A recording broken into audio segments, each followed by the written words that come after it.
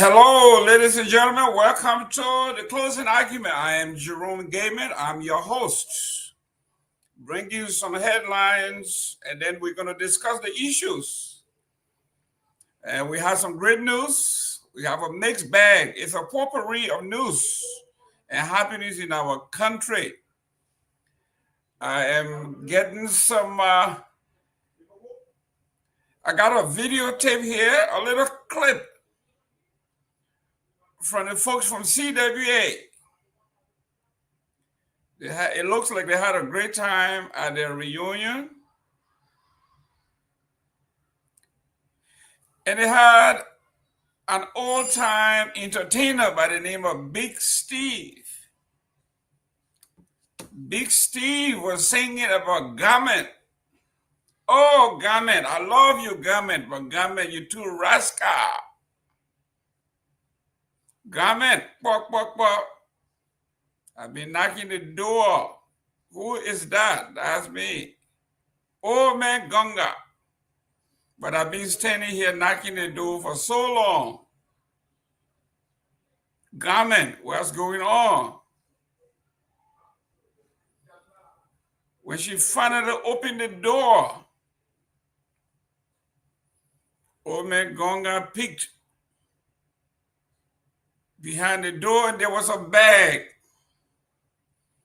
Old man Gunga suspected something was in that bag. It was moving. Garment says a bag of cassava. Oh, Garment, I love you, but you're too rascal. Garment. So if you're from a county that has the name Garment, hey, Garment, I love you, but you're too rascal. Bok, bok, bok. Who is that? That me, old man Gunga. I've been knocking on the door. Kid from the farm been knocking on the door. He been bringing his bag, working all day. He gets on to see his wife, his lovely Garment. Garment has something else in store. We're going to talk about that later on. Maybe one of these days I'm going to bring Big Steve to be on here to lighten our day. You know, after the week, all week, people have been working. Sometimes it's good. Hey, young man, how you doing there, Myean? I'm doing good, Mr. Gayman, and you? Are you from a county that call their women Garment? Is Garment from Nima or from Lofa? I'm from Nima. But the name Garment is a Lofa name or is a Bon County name? That name you are talking about, I don't know about it. Okay, you're too young to know Garment. We'll find out. But I think Garment is from Lofa. I think so because that name, I think the people from Lofa, that's something like that. Great. So we're going to talk about that, but let me go to some of the headlines that we discussed. Top of the line here is something that we've been discussing on the internet. Myean sent it to me is the ombudsman call for suspension. It said ombudsman calls for suspension of lawmakers. The ombudsman. Ombudsman, eh? The ombudsman. Ombudsman calls for the suspension of lawmakers over asset declaration violation. This is in Monrovia, July 31st. The Office of the Ombudsman is calling for the suspension of lawmakers and other government officials across 3 branches of government for violating the code of conduct by failing to declare the assets. Speaking during the Ministry of Information, Cultural Affairs and Tourism, MCAT, regular press briefing on Thursday, the chairman of Ombudsman, Councillor Finlay Kanga, said that asset declaration is a key legal requirement intended to promote transparency and accountability in government. Now let's go to some of those that have violated. We have here 29 House lawmakers in the House of Representatives and 12 senators. Among the notables, Alex Tyler, Bomi, Honorable Simeon Taylor, Grand Capeman County, Honorable Boto Kane, Babalu County, Honorable Zoe Emmanuel Pena, Grand Jide County, Honorable Thomas Y. Nimlin, Grand Jide County, Honorable Wellington G. Von Smith, Riverside County, Honorable Creighton Duncan, Sano County, Honorable Nominee Batikwa, Exactly. Grand Crew County, Honorable James S. Barney, Maryland County, Honorable Sir Joseph, Monserrate County, Honorable Samuel Koga, Nima County, Honorable Bill Twawe, Riverside County. To top it off, the judiciary, I think they are even worse than anybody else, the Supreme Court. We have here, they say the judiciary showed near complete compliance. Is that true? The judiciary has demonstrated a commendable level of compliance, with most officials having declared their assets. However, 4 judiciary officials remain non-compliant. Her Honorable CIA G. Yuo, Chief Justice, retired. His Honor Yusef B. Kaba, D. Kaba, Associate Justice of the Supreme Court. Her Honor Jane, is that Jane Etta H. Wolokali? Yes, yes. Associate Justice of the Supreme Court. Her Honor Sierra D. Clinton Johnson, Associate Justice of the Supreme Court. So let's talk law and order. Myean, you are young. I don't know what country we will bequeath to you when lawmakers do not respect the paper the law is written on. People in the judiciary, those are supposed to interpret the law. So what kinds of country are we going to bequeath to the next generation? When we talk about Liberia, is a land of rule of law and not of men. But here you have the men that are making the laws and interpreting the law, violating the law careless. President Boyka has been in power going on 2 years, and these people have decided to ignore the constitution of the land. Yet, they say they are the torch bearers of lawmaking and law enforcement. Talk to us what's going on the ground. Myean, this is discouraging. Yeah, exactly. So I'll just run through the headlines before I come to the asset declaration. So it's the same thing today, where we saw in the headlines from all over, even tomorrow in the newspaper. That's why you are going to see there also, where we have several government officials risk suspension without pay, because that's why the ombudsman is requesting that they should be sacked without pay, or they should go for suspension without pay. Ombudsman calling on their immediate suspension across the 3 branches of government, because you cannot say you want to become a public figure and you don't want to declare assets. That's something we call is not, you don't want to be accountable to the people, because if you say you want to serve the people, you have to declare assets to the people so that the people can know what you are coming with to the public sector, what you coming to serve the people. Because if you leaving, the people know what you are leaving with, because you cannot come to the public sector to serve the people and then you cannot declare assets. The people cannot know what you have within your cover or what you have to bring to the table. Then you leaving the table, you just carry huge amount of money or huge amount of things from the people. The people don't know what you are carrying. So I think it's necessary that we need to call on all our government officials so that they can be able to come and declare the assets. Because just imagine, out of I think 73 lawmakers, we have 29 lawmakers that have not declared the assets. Just imagine. So So it's something that we have to call on them. Is like we are doing it by force now, because the time that they have called on them peacefully, they have not come outside. So I think the protesters who are protesting all around the place, I think it's time now that they can be able to come outside to protest against that lawmaker, protest against that government official, that they can be able to declare the access. Because if you don't declare access, we have already, like, for the representative, we have already gone like 2 years now. They are not declared the access. So you don't know what the people have gained from the past 2 years, and then now we are seeing them. They don't want to declare the access. I think it's something like the people need to come outside to demand their lawmaker, or to come outside and protest that they can be able to declare the access. Because it's the same thing we've been saying back back in the 6 years, where we said that government officials should be accountable for whatever they spend, or they should be accountable for whatever they use. So they have to declare the access. Is the constitutional right, or is within the law that they have to declare the access. So I see that is right, is at the right time, but they have been ringing this bell in their ear for the past weeks, the past years now. So it's not something strange.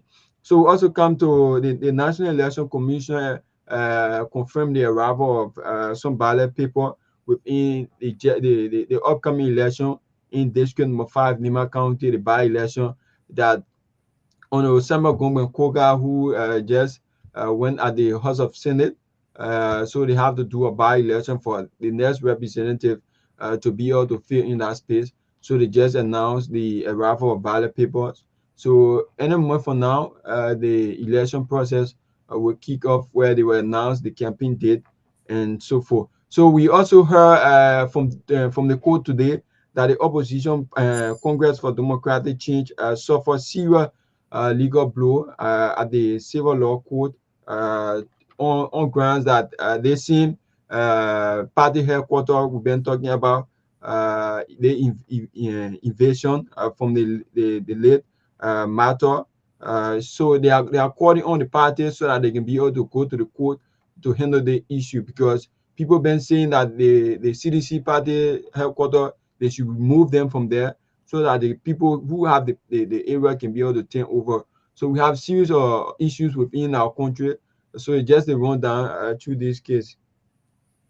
Excellent, excellent, excellent, excellent. You heard some of the headlines, and we got additional headlines that I'm going to read. Let's go through the newspapers. It said rape suspect, police officer, witness, and community watch member died in a tragic car accident while en route to the courthouse in Saniquile.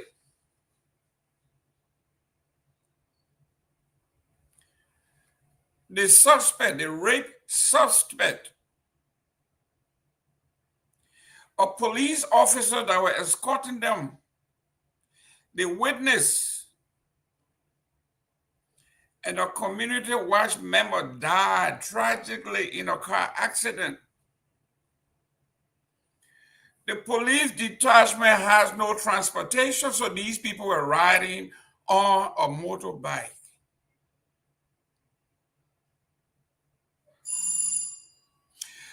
Can you imagine that the court schedule an appearance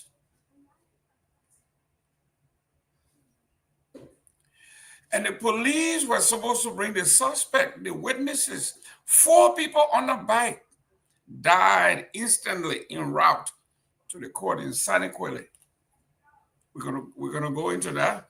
That's terrible in our country. This one is from the Liberia investigators. Say how suspense. LTN operation restore transport ministry's control over traffic duties.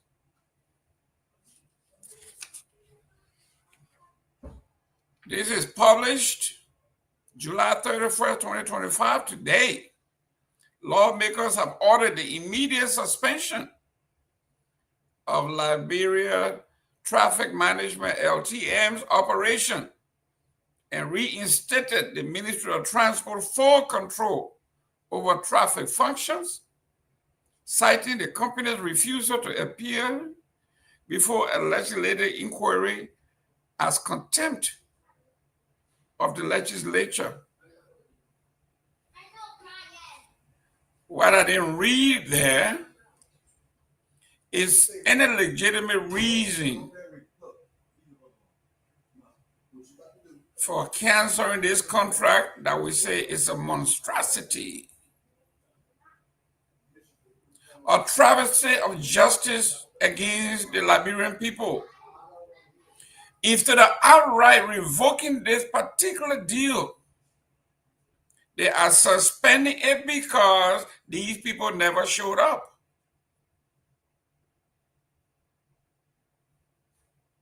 Our government have never mentioned that the deal is bad for our people and that they have had and received a backlash, protest upon protests from the Liberian public. Instead, they temporarily suspended this deal because the people failed to show up. This is the Liberia you have. And I keep saying, what kind or what type of Liberia we are going to bequeath to the next generation? Members of the Supreme Court, the highest court in the land, refuse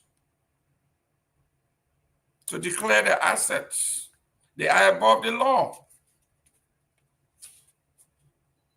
Members of the Senate refuse to declare the assets.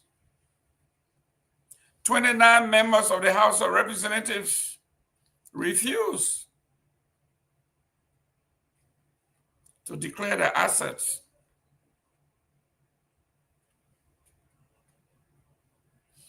Next in the headline, we go to Front Page Africa here. They have a lead editorial.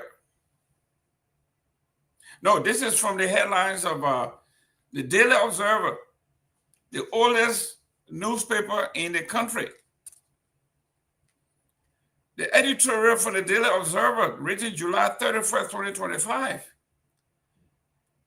says Trump's next African summit must be on the continent.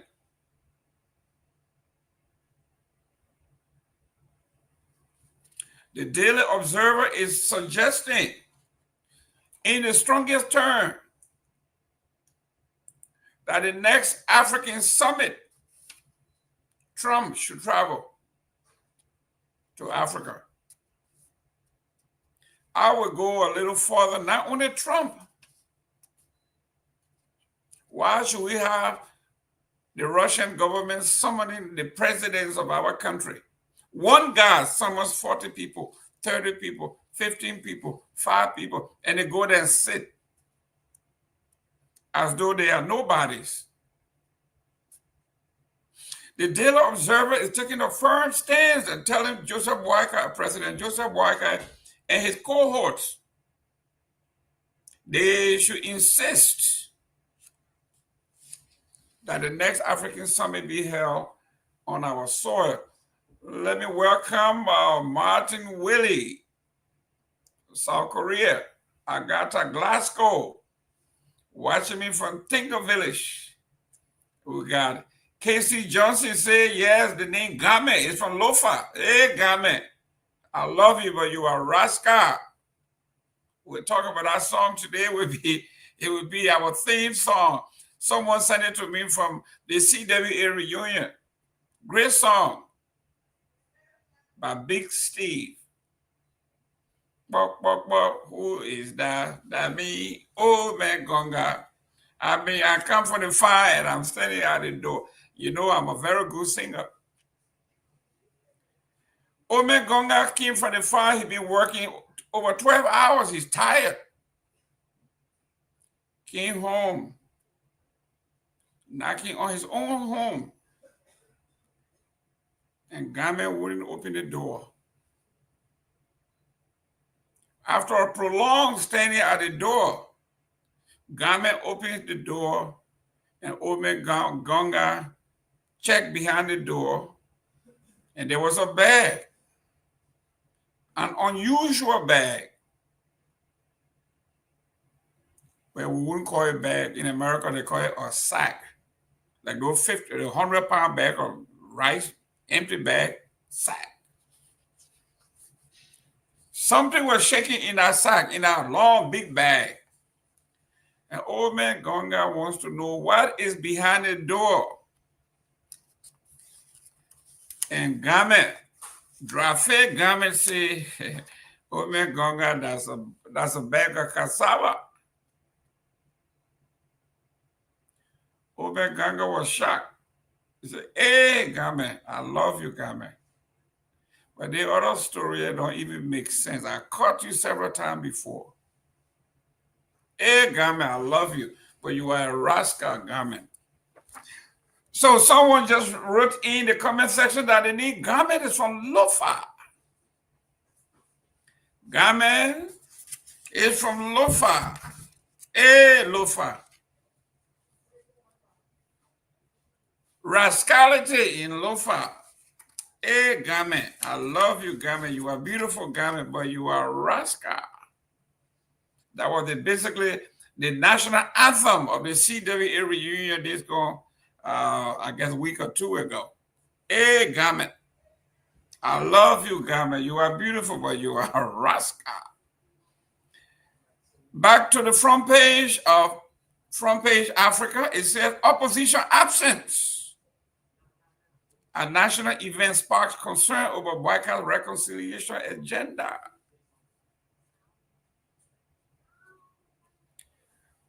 Why boycott is having problem people attending his events? During the State of the Nation address, the entire Supreme Court boycotted.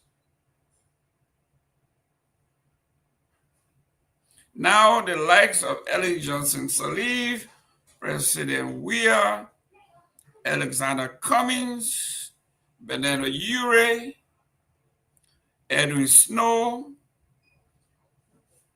they all boycotted the president's event. Says Monrovia, Liberia, with a rocky history of two bloody civil wars fueled by political and tribal divide, is now enjoying the dividends of peace. However, one major agenda its post-war leaders have tried to accomplish but have failed is reconciliation. President Ellen Johnson Sirleaf, with Joseph Boyka serving as her vice president, trumpeted reconciliation as one of her major domestic programs when she inherited a country reeling from a brutal civil war. Her appointment of her fiercest political rival, opposition leader George Weah, as Liberia Peace Ambassador was not enough to help her achieve her goal. Sirleaf will later admit that in her last annual message in 2017, and it reads, let me say straight out, two areas have continued to pose major challenges for our administration: corruption and reconciliation, she said. Our country's long struggle for national reconciliation has its genesis in our history, a coup d'etat and years of civil conflict, exacerbated long-standing divides that have left deep wounds. The methods and motivation of Truth and Reconciliation Commission have not helped to find a way forward to achieve the desired results for reconciliation. Nevertheless, we must continue to implement. We must continue implementation of the 207 recommendation, 207 recommendation in the report, the majority of which have already been implemented. That's from Ellen Johnson Sirleaf.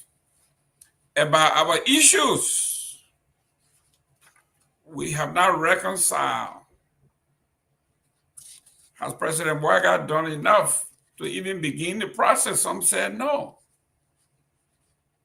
He holds the former presidents, Ellen and President Weah, in disdain.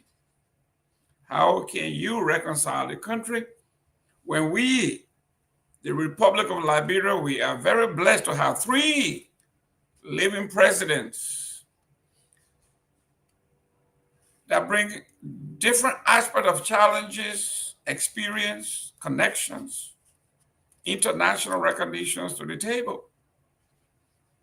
Joseph Waga have now tapped into a reservoir of goodwill, education, celebrity around the world by sidelining the former presidents.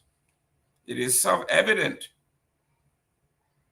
that the economy is not working, security is not working, and yet the president have decided to not tap into Madam Salif, her worldwide recognition and connections.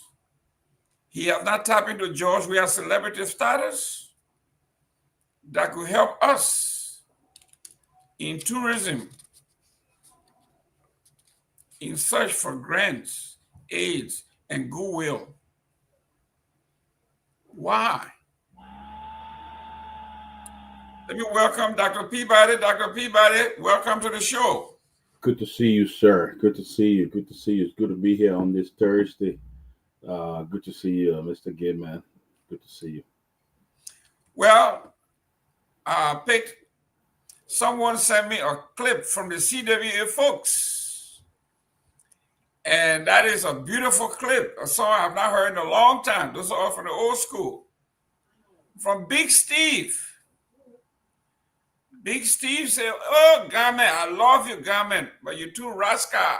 Who is that? Oh, man, Gonga." You remember that song? I know by the time you were not in seminary yet.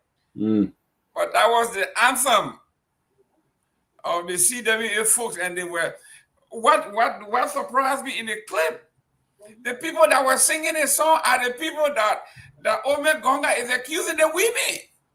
Wow. The women were singing a song, and Ome Gonga is saying, "Hey, Garment, what's behind the door?" I've been working all day. I've been standing here all day. I came home and I'm knocking on the door. Garment, you don't open the door. When you finally open the door, I see the bag, and something is moving in that bag. What is that? And Garment said, it's cassava. Yeah. The cassava don't shake like that. Hey, Garment, I love you, Garment, but you're too rascal. So I wanted to know the name Garment, where it came from. Someone just texted to me and said, in our comment section, Garment is from Lofa. Hey, Lofa, rascal. Well, I'm not saying all the women from Lofa are rascal, but we are. Ome Gonga say, Garment, you are rascal. You are from Lofa, you are rascal. So here we are, Mr. Dr. Peabody. We got some top news here. The Ombudsman of Liberia have said that in the entire country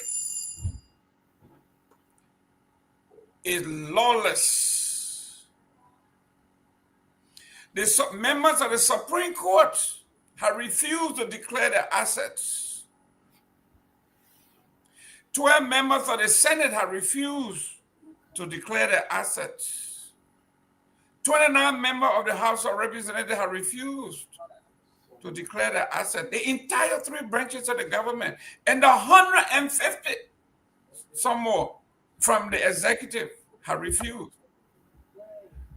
Dr. Peabody, what country are you going to bequeath to your children and your grandchildren? Well, Mr. Gidman, Ben didn't know. You're talking about people who should be enforcing the law, already breaking the law. How can you get any kind of fair justice in that system? You got all these people that have not just to declare the asset. When the president took over, he called on them to declare the asset. Apparently, it fell in the crack. It never kept on it. No check and balance, and that's a problem we have. There's no check and balance. You set a committee, you gave order, and people don't do it. You don't even care to go after them and find out why they did not do certain things. And that's the problem Liberia is faced with.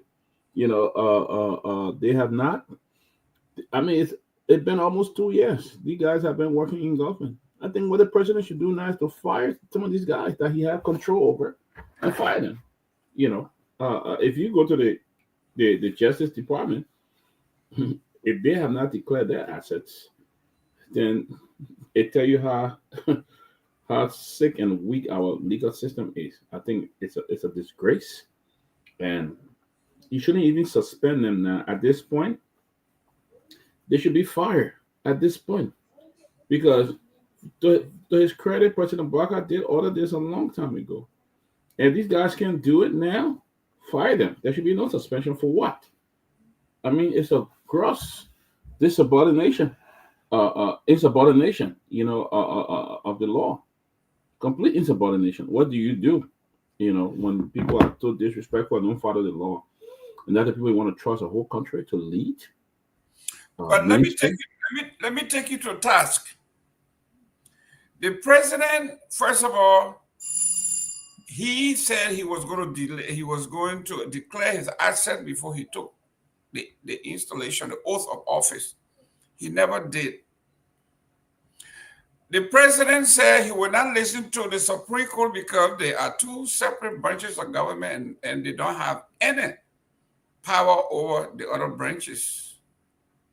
So now can he go to the Supreme Court and tell them, say, listen, if you don't do this, I am going to do X, Y, Z.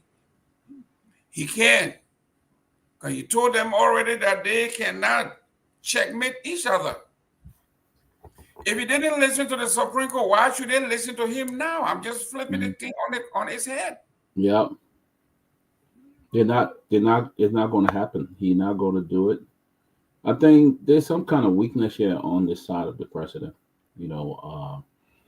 I know he wants to really lead Liberia. He really wants to make the difference. But I keep picking back to his, his age. Because how will you give an order and you have nobody who's checking on this to say the president gave an order today that if you don't declare your asset, that's going to happen, and nothing was done. It tells you it's sad. I mean, these people are so corrupt. I mean, you come into power, they say declare your asset, and people just sit there and totally ignore it. How can you ignore something like that? That's your job. Your job is on the line. Or they want to get rich. They want to earn. They want to steal before they come up and say, you know what? This is what I own. This is what I own. You say, I'm not declaring my asset until I steal something and put up something. Therefore, when it comes, I can say I own this one. And exactly that's what they're doing. So it shows you how weak and unserious this government is. It's very weak. Why in the world you were told to declare asset and you don't declare it, and you want to be in government? But now heads should be rolling. President Barker should fire them. Fire them.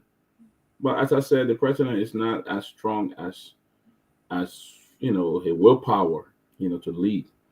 You only come out and suspend, and then someone else still be suspended to be back on the job. So it's really sad. It's really sad for the country. Really sad. Dr. Peabody, we got to add insult to injury. Both senators from Garguah County, Zoe Emmanuel Pena and Honorable Thomas Nimna, both senators from Garguah County, have refused. Both senators, not one, but both. But you see, Thomas Yaya Nimna, I would say he's an old rebel. So when it comes to defiance, he would do it because he's an old rebel. He was fighting. He was one of the rebel leader alert, and they have not been persecuted or did not face any kind of persecution. So when it comes to his defiance, I'm not, because rebels are those who rebel, and he a old rebel. So I don't, I won't hold him to tax. But I know the other senator. I mean, for some reason, I've just reached out to another senator, my own friend, my good friend, Sir Joseph, and I wanted to find out from him whether he had declared his asset. No, right here. His name is right here. Sir Joseph name is right here. I just reached out to him, and I know he would get back to me. But the thing is, Look, it's a given. We just live in a country, and the people of Liberia, you know, they accept these kind of things. They accept it. You can't be decision maker and go against your own decision. It's sad. It's a contradiction. Your own thing that you should be enforcing, you going against it. So tell me what's going to happen. But it's sad for our country. That shows that we are bleeding, we are suffering, and there is no. At this point, I would say there's really not a law in Liberia, because if you can have people from the justice system who have not even declared their asset, you can't even go after them. You can't do it. So it's really sad for our country. Really sad. Mr. Myean, I think you know a gentleman by the name of Garguah Jr. You bring in, Mr. Given. Do you know a gentleman by the name of Garguah Jr.? Not yet. I've been hearing that name around. Oh, come on. Oh, that Bill Twirry. But Bill Twirry was the original. Garguah Jr., man. I see Myean is really, really young. Really. We're not talking about 10 years ago now. We're talking about just last year. Myean, somebody's in the back here. Who's that? That's the ACP Cooper from the Liberia National Police. Oh, he's coming on to bring Mr. Cooper on. Okay. So he's already on. Is he aware that he's on live? Mr. Cooper. He's been in the back for a while now. Oh, okay. Mr. Cooper, is there any way you could lighten the background? There's a little dark. We know you are good looking. I'm a try. Eh? There you go. Welcome to the show, Chief. Good evening. It's good to be back. How you guys doing? Excellent. I know you are familiar with Big Steve. Yes. Mr. Alexander Biere, welcome. Thank you, Chief. Thank you. Man. Dr. Peabody, how are you? Are you in I'm well, my friend. I'm well. What? Are you in my hometown? New York is your hometown? No, I left New York a long time ago. I'm a Floridian now. Are you in Florida? Oh my gracious. I see. Welcome to the show. Thank you. A lot happening today, so a lot happening. And I love it because for those of us that like to go through the headline, you don't have to work too hard. You got to say which one is worse. The old folks say worse. Then you take it. And you go from just walk to you, eh? Yeah, right. And it makes my job easy. But Abiere and Honorable Cooper, welcome to the show. Thank you, sir. We will have some questions for you. We'll have some discussions for you. And hopefully you can answer some of those questions. I'll do my best. Let me put you on notice. One that is burning in the country. It is Hijab Gate. You got to deal with that Hijab Gate. We're going to talk about that. We're going to talk about the handling of the protesters at the Ministry of Transport. We'll talk about a lot of other stuff today that have to do with law enforcement. We are also going to talk about things that are going on in New York. As you know, a young man just lost his life. A police officer just lost his life in New York City.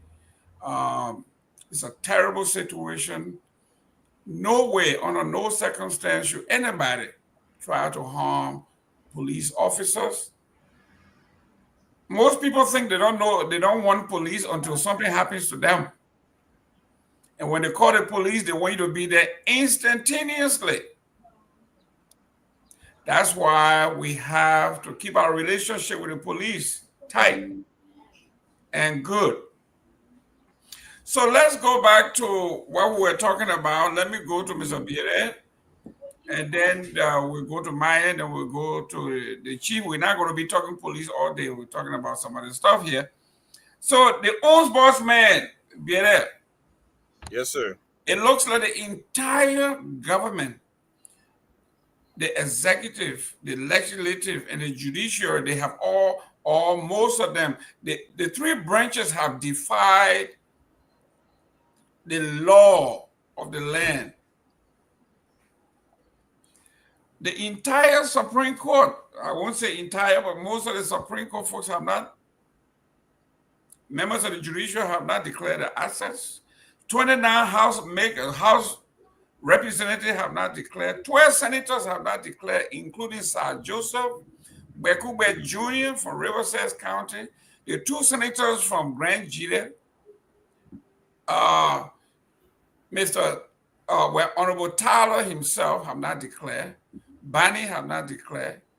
What's going on here? For me, I think one of the problems we have is the fact that there are no consequences for these things. Most of the time when it happens, people are not held accountable. So at the end of the day, you expect these things to continue to happen. Interestingly, during our electoral processes are marred by this same, disregard for the standards and the merits of some of the people in the system. It will interest you to note that some of the worst performing public officials get elected over and over. That's a system we've built in the country.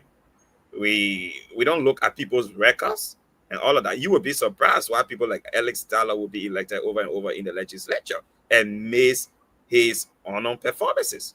But he goes back to Bomi County, and the people of Bomi get to elect him. He comes back and he continues in the same way. People who poorly perform in the country, I was saying to someone the other day, when you look at the configuration of the legislature, then you come to realize why Liberia is the way it is.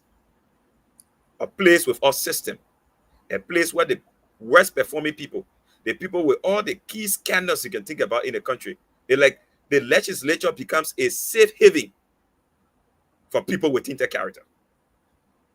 The people, 2005, I think it was one of the best times our people elected people not on any basis of inducement.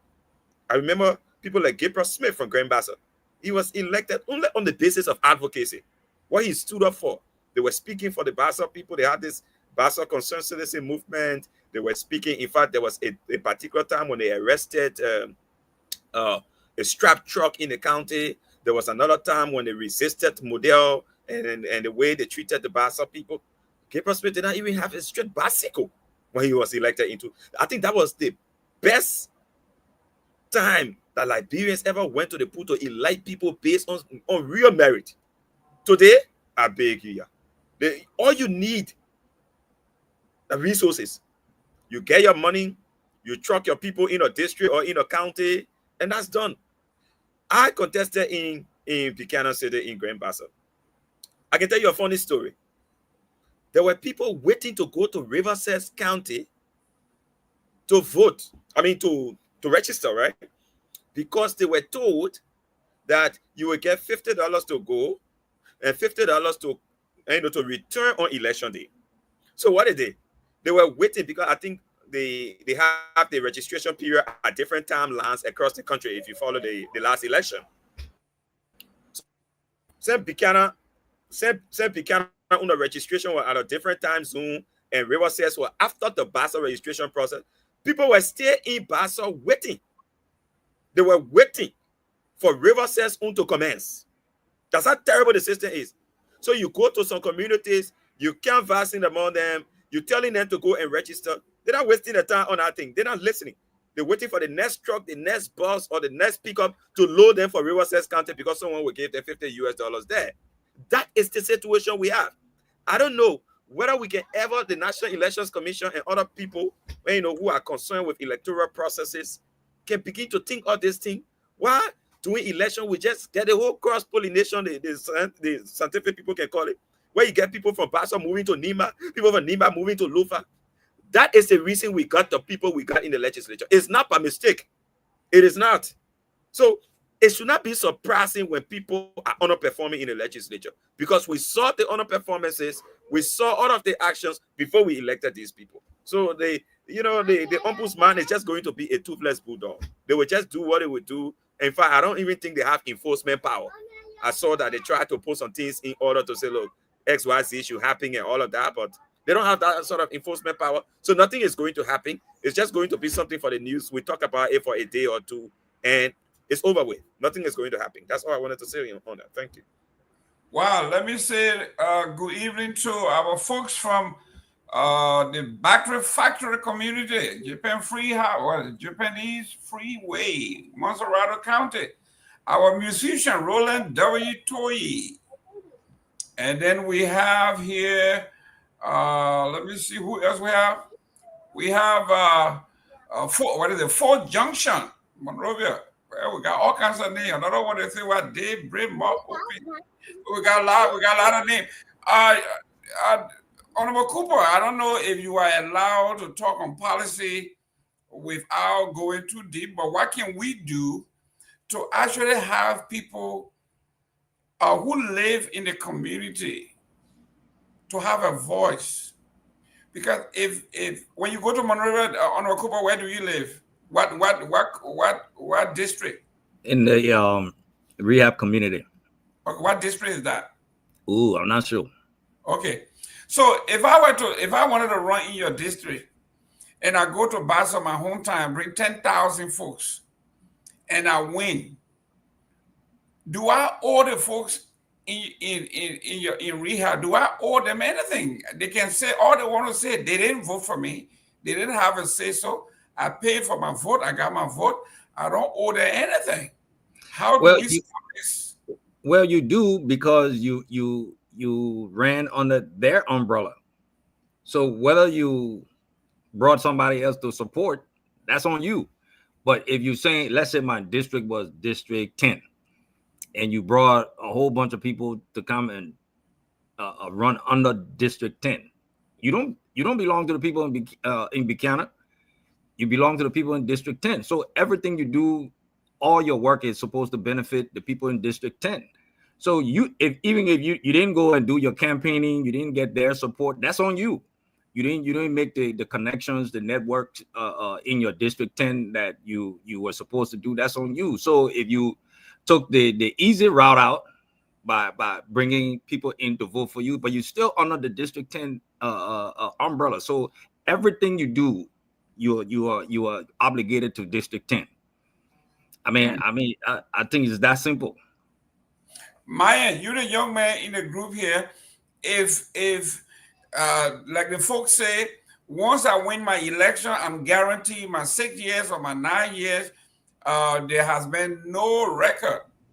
I stand to be wrong, to be corrected. Toga is here.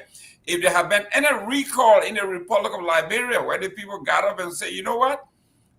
You lied to us. You brought people here. We're going to remove you. We have not seen that. So, Myean, do these people have any fear for their constituency? Not really, because one thing I would say here is this. When the people are elected, they don't come back with the promises they have made to the people.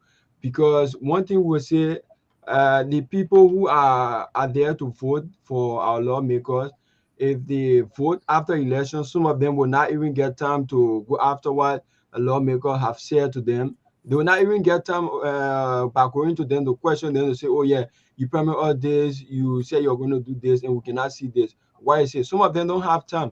They just wait when election comes, they go and vote. After election, they just turn their back and go and do whatever they want to do. You just see few numbers of people will be behind our lawmaker. That few number will be from the opposition side, because they want to put their own leader there so that they can be able to go there to get their own money. But here in some countries, after you leave from power, you have to make account of what you carry into power and what you are coming out of power. But it's Liberia, we don't see anything like that. If lawmaker is leaving from that position, you will not see him coming to the people to say, oh yeah, this is what I left in the cover. You guys have to turn it over to another lawmaker. You will not see anything like that. And I don't think, or I've not seen it since I started knowing myself. I've not seen any lawmaker to come and say, oh yeah, this is what I left in the cover for this district. And then the new lawmaker that is coming in, this is what he's going to start on, or she going to start on. I've not seen anything like that. So I think our lawmakers need to put some things into order. Because if you're saying that, like, we come to the asset recovery, or we come to the ombudsman, rather, we come to the ombudsman, there are so many things from the beginning of the year, even last year during the regime, the official opening, where they told them to declare the assets. Some of them, they took it to be like a play tour. So at this time, we stay behind them to declare the asset. I think it's something like our people who voted them need to come outside. It's the rightful time that they need to come outside to protest, because your lawmakers, they were giving almost 1.5 years, almost 2 years now to declare the assets, and some of them cannot even declare the assets. So if they leave in office, what do you think they will be able to come back to you to tell you, oh yeah, because they're already in power? That's the time they will be able to declare the assets. That's the time you have power over them. That's the time you have authority over them to demand them to declare the assets, and they cannot declare the assets. So what if they leave power? Do you think they'll be able to come back to you? Do you think they'll be able to get access to you to declare the asset? So I think it's wrong. So I think we need to encourage the ombudsman so that they can be able to come outside to enforce them, that they can be able to declare the asset. Whether the legislature, the executive, or the judicial branch, none of them should be exempt, because it's something about transparency. Transparency is not optional. It is a cornerstone to a good governance. So I think it's necessary that all lawmakers should come outside, those of whom that are not declared the assets, so that they can be able to come outside and declare the assets. Thank you. Let's go to the next topic here. Let me start with the Honorable Dr. Peabody.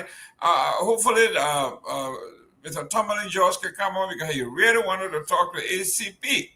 So we will have him on. We're not going to allow you to go into politics. What is ACP? Let me ask, by the way. What is ACP? It's Assistant Commissioner of Police. Oh, Assistant Commissioner of Police for the Republic of Liberia, right? That's correct.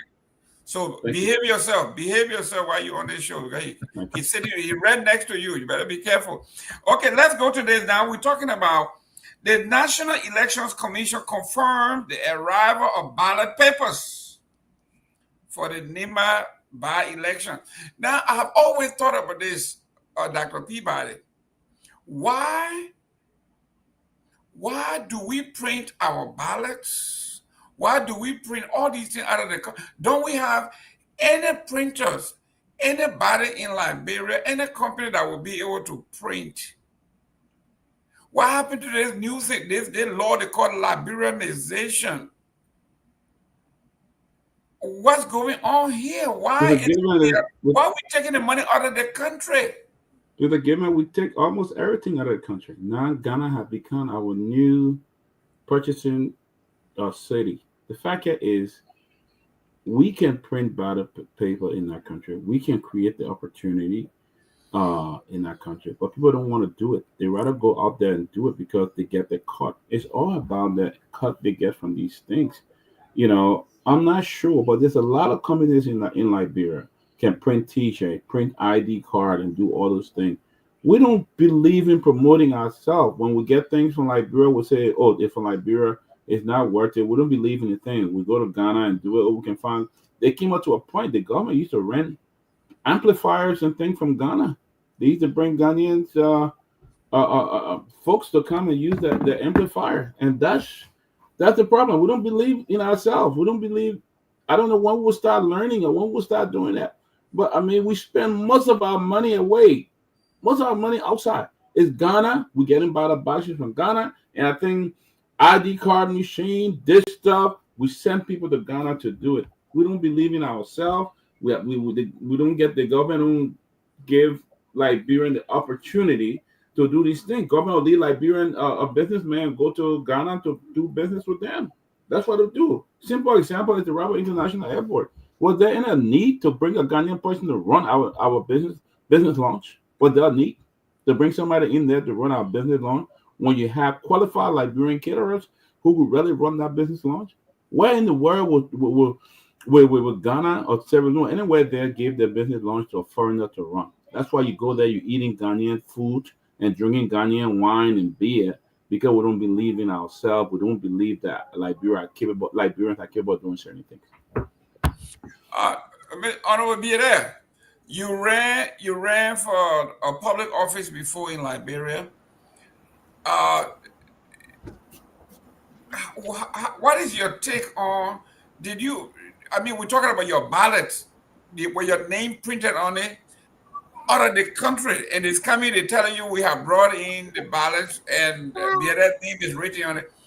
Do you trust, by any chance, and what your take on we printing something as critical and important for national security outside of the country? I mean, there will be two twists to that. All right. First of all, why I agree with, the Liberianization policy, there are certain things that we have to look at, carefully. You remember the issue of the dual citizenship, for example, when it came into fruition, it came with some level, of a little bit of tweaking, I would say. They were talking about some strategic roles that even if you become a dual citizen, that you cannot technically also have. Like, I think areas of finance, areas in the security sector, and some sort of places. Yes, I understand the Liberianization policy is very good. Like, currently there is a serious issue concerning with the Liberia traffic management system, that is taking a tour in Liberia right now, where you are taking your entire traffic management data and giving it to a Lebanese firm that is technically tied to the terrorist group Hezbollah. And you're taking that from a Liberian, John Uboti, who has been doing this for decades in the country, and you're giving it to a Lebanese firm. In these sort of instances, I'm very concerned about the Liberianization policy. But also, we do have a role to play as Liberian people. Issues that are security related, issues that got to do with the country, issues that could border on people's personal interest. You have to look at them critically. Like the ballot process, for example, that you're talking about. If you were to say you want to give it to a printing press to do it in Liberia, who owns that printing press? What's the interest that person will have? And I would tell you frankly that from what I know, bulk of the people who own printing press in the country, they're connected to the government. They're connected to the ruling establishment. Most of the public officials in the country, they technically own most of these printing institutions. One of them, for example, the city mayor of Monrovia, John, I think Chirac Siafa also. He owns a big printing press in the country. He still gets contract, whether it's from MTN, from Orange, and other institutions in the country, while he's still serving as city mayor of the city of Monrovia. Complete conflict of interest. Why would a big company like Orange and other institutions be giving contract to the city mayor of Monrovia? Why are they not giving it to other people who have got no link to the government?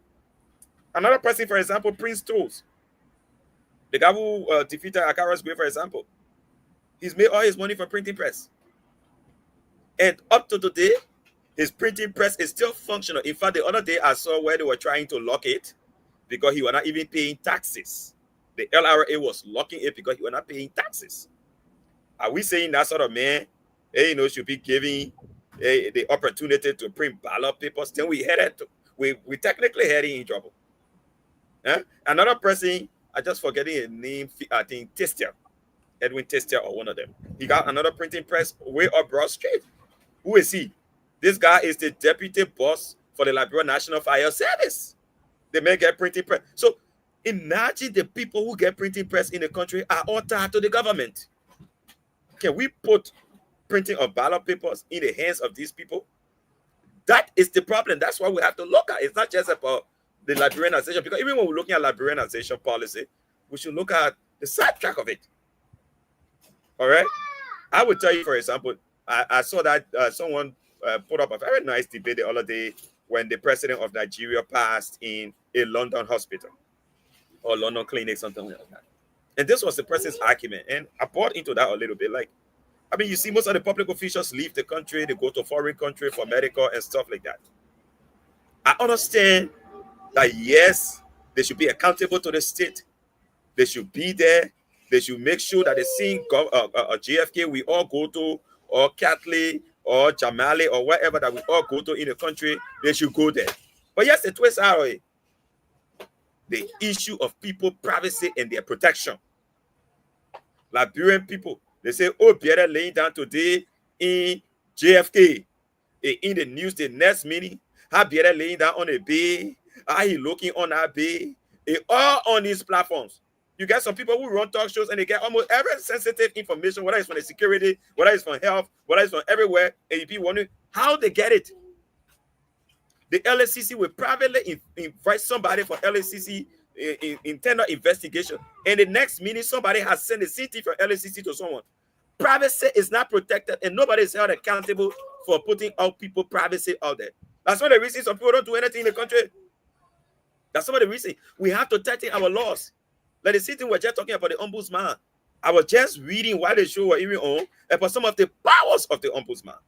The issue where they're able to even submit your name to the LACC for further investigation. They got other powers. But how can they implement these powers? The same day they want to pick somebody up, the next day the person already know and the person already ready to even leave the country before it can get out. Privacy and protection of people's privacy is a problem in the country. It's something that has to be worked on. Wow. All right, so the liberalization policy is very good, but we also have to be looking at it from other dimensions. And I still don't get it, because even the lady I'm talking about, where you public official and at the same time you're running all these businesses and you're getting contract from the same government, and you know it falls also on the same asset. The same ombudsman. The ombudsman should ensure that the entire code of conduct, they control it, they manage it, they ensure that the code of conduct is respected. But how can the ombudsman do that? You got public official, the time they're supposed to sit down and be doing government work, they sit on Facebook and cussing people every day. As soon as you read one thing on Facebook about the government, the man sit down right in your office, the man insult you right on Facebook. The man supposed to be at work. Who controls that? The ombudsman. The other day, I think one of them in the president's office, he insulted someone, and I think the ombudsman fined like $1,000 or $2,000 to pay. Okay? One of them working right in the office of the president was insulting somebody on Facebook because they wrote something about the government. So I don't know how all these people, and how all of them want to do the same businesses that the private institutions are supposed to do and be able to thrive. You can get private institutions in the country to thrive where all the government officials are doing the same businesses that the private institutions are supposed to do. The private sector should be one of the biggest employers. You know that. Most of the parts of the world that the private sector can employ more people. Unfortunately, we even get private sector. The men are government official, the men running airline firm, the men are government official, the men running a printing press, the men are government official, the men get how they call it, construction company. They got everything. They see government officials run everything. They into spokes, they into politics. In fact, right now they're running into media. All the government officials say that on one show called Class Reloaded. All of them. How you expect these small institutions and small businesses and people who get private media entities, how you expect these people to survive when the government people want to do everything? Then it means we will not live in the country. It's very unfortunate. ACP, I wanted to bring you in. Hopefully you can opine on some of this. While we were on this show yesterday or the day before, the president was celebrating his 53rd birthday. And his PR folks or people from within his rank were posting that he has hired a white guy to cater his food. And people are saying, are you kidding me? There's nobody in Liberia that would cater pan butter, tawagi. They have to bring in a white chef. And I don't know whether they were trying to say it was a badge of honor that a white man is serving them and they were putting this all on TV. So this come back to what he's talking about, this Liberianization. Maybe it's only on paper because the people at the top are not patronizing our own folks. I know you're not so delved into this because you are a policeman, so you have the choice to abstain, to escape. But if you have a thought, what can we do to actually take the team from the paper and actualize it to make sure that people actually benefit, Liberians benefit from these things? But this is what I'm gonna say. It may be a little bit simplistic, but it's the truth. First, we gotta build our nationalistic feeling, our nationalistic, that feeling of nationalism. We gotta stop with the tribalism, and come together as Liberians. Everywhere else in the world, for the most part, when it comes to self-interest, people come together. They may be from different sectors of the country, but when it comes to, let's say, United States, the 50 states will come together when it comes to United States. They're not going to say, well, because I'm from Michigan, I'm not going to deal with you in Jersey because, you're the Jersey people, we the Michigan. No, say we are USA. So we have to come together as one. I don't care what the situation is. We all were born in Liberia. I don't care what kind of tribe, where you came from. So until we come together and look at each other, and the crazy part about it, we all the same color. We're not like some other countries where you got white, you got black, and you have no conflicts. We all the same. So I don't see the issue. The same pain that the man Grandjita feels, the same pain the man in Nima County feels. So how are we different? When one person died in Sano, he smells the same way the person in Monserrato died. When they died, they smell the same. We're not different. You cut our skin, the same red blood coming out. So what the issue? I don't understand. I don't understand why it's so hard for us to look at one another and say we're the same, and we need to look out for the best interests of each other. We need to be brother, our brother keepers. And then one of the most important thing that's really hampering our country progress, accountability and consequences. Until those can really be enforced and put in place. I mean, with no kind of leeway, we will never get anywhere. Because you see the lawlessness. You see people can get away with anything. You see the man. I heard one time that said something, a whole lot of money. Because my journey back to Liberia, my second life in Liberia started in 2019. So I'm basically learning a lot. I've learned a lot since I've been back in Liberia. And some of the things is just hair scratcher. How can a whole bunch of money get lost? And the only answer is, oh, I don't know. And nothing happens. Tell me, so there's no consequences. So people feel emboldened. They're like, okay, nothing will happen. But then it's the citizens themselves. Let me bring it on the law enforcement side. I can give you tons of examples. Late at night, or let's say dark, you see a taxi cab, no light. Maybe the light is dimly lit. It's full of passengers, full of a cargo. Is leaning one side. I mean, it's not supposed to be on the road. You stop it. You tell the people, look, your lives are in danger. This you're not supposed to be riding this kind of vehicle. Those people will tell you, they will cuss you out and tell you that you're picking on the driver, even though their lives are at risk. They could die at any time based on that particular incident and the vehicle they're in. So how the police on one side is trying to tell you, trying to look out for your safety. But then you turn around and say, no, you picking on the driver. We're just trying to go home.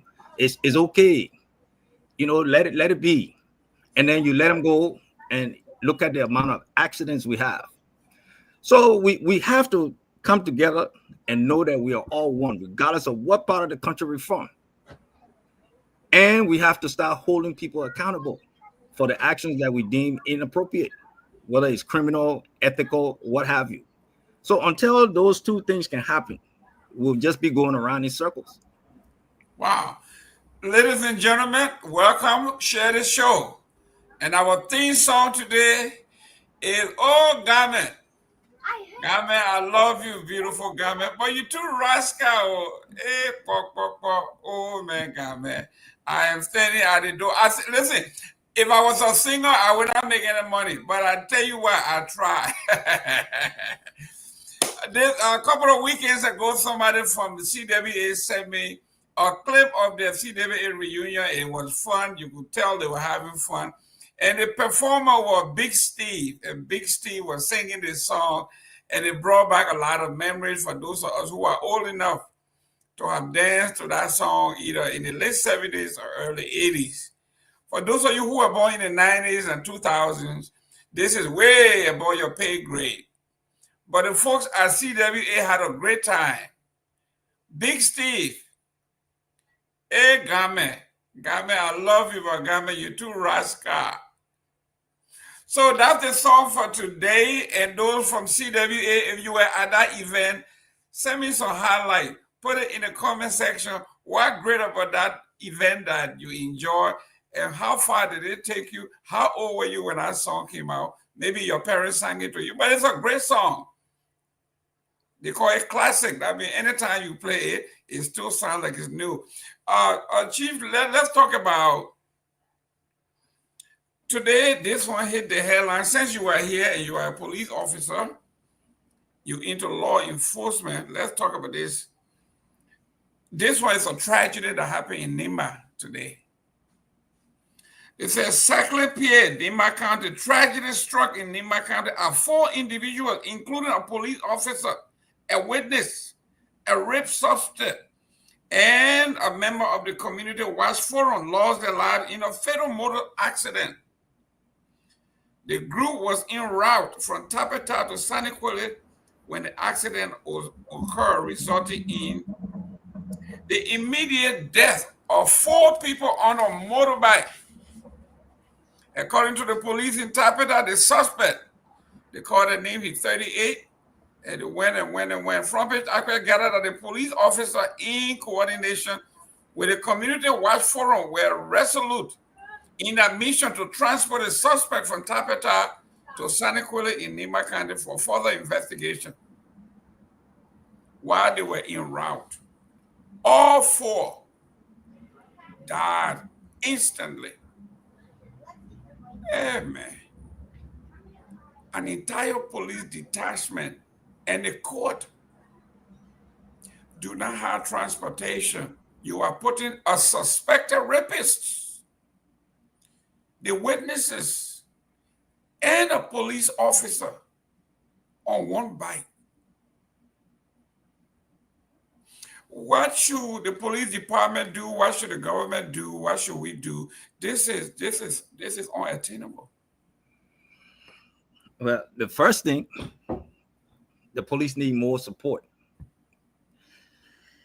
We are light years behind most developed countries, and the IG is trying his best. He's balancing a lot of balls. He's wearing a lot of hats, and everything is predicated on resources or money. So our lacking, so to speak, didn't just happen overnight. So for the most part, we're trying to build from the ground up, fix what's needs to be fixed. So, and it kind of like borderlines what this whole LTM thing. We just started this special traffic enforcement unit. I think we'll be in service maybe 3 months, going into the 4th month. So we've been stepping up traffic enforcement for speed, unsafe driving. So without these things in place, there's nothing much we can do with about traffic, about speed, about recklessness, about safe vehicle being on the road, taking unsafe vehicles off the road. So I think Ministry of Transport is the overall big umbrella for road safety. So those things should have been in place, or those are the things that need to be in place. We lacking speed limits. The sparsity you see sometimes you're driving on the highway, you might see one here. 10 miles down the road, you're going to see one. That's not how you control traffic. You got drivers don't even know what the speed limit is. You got drivers who don't even are not supposed to be behind the wheel. You got drivers that you sometimes you wonder, how did they get a driver's license? So we were slowly, the IG is slowly and working hard to correct these problems. But you see the backlash, you see all the protests. These are things that are new to the society as a whole. While some people think you're picking on the drivers, but they're forgetting about public safety. Go to the people, all these families who have lost loved ones, and tell me you don't think they want them back. So support for the police, proper training, more training, advanced training. We need equipment. We need speed control devices to help. We need vehicles to patrol the highways. The officers need better equipment. So it's support, it's resources, it's funding. Nothing else can solve that problem. And then public education, drivers education. We have to provide training for and those are in the works. Training because a lot of people just go get a driver's license. Someone teaches you, sideways how to drive a car, and boop, they're on the road. Oh, we got to hustle. We got to hustle. But in the meantime, everybody else's life is on the line. And I'll tell you one of the things: this driving the wrong way in traffic. And then and I've stopped a lot of them. I mean, all walks of life, from ministers to taxi drivers who are uneducated.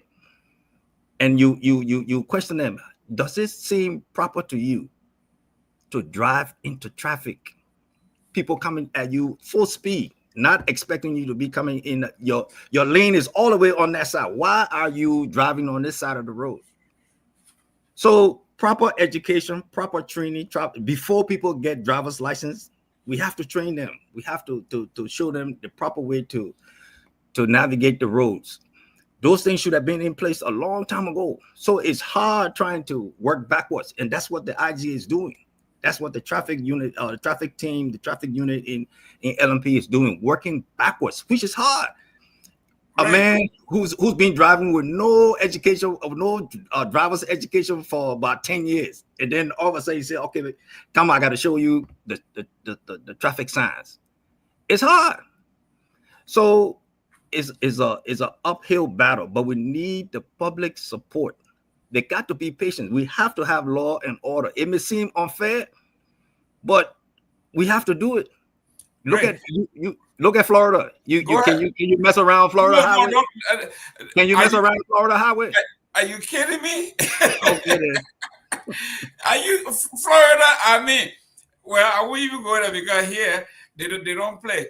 But before I go to Dr. Peabody here, yes, the ACP brought us right into our next topic, which is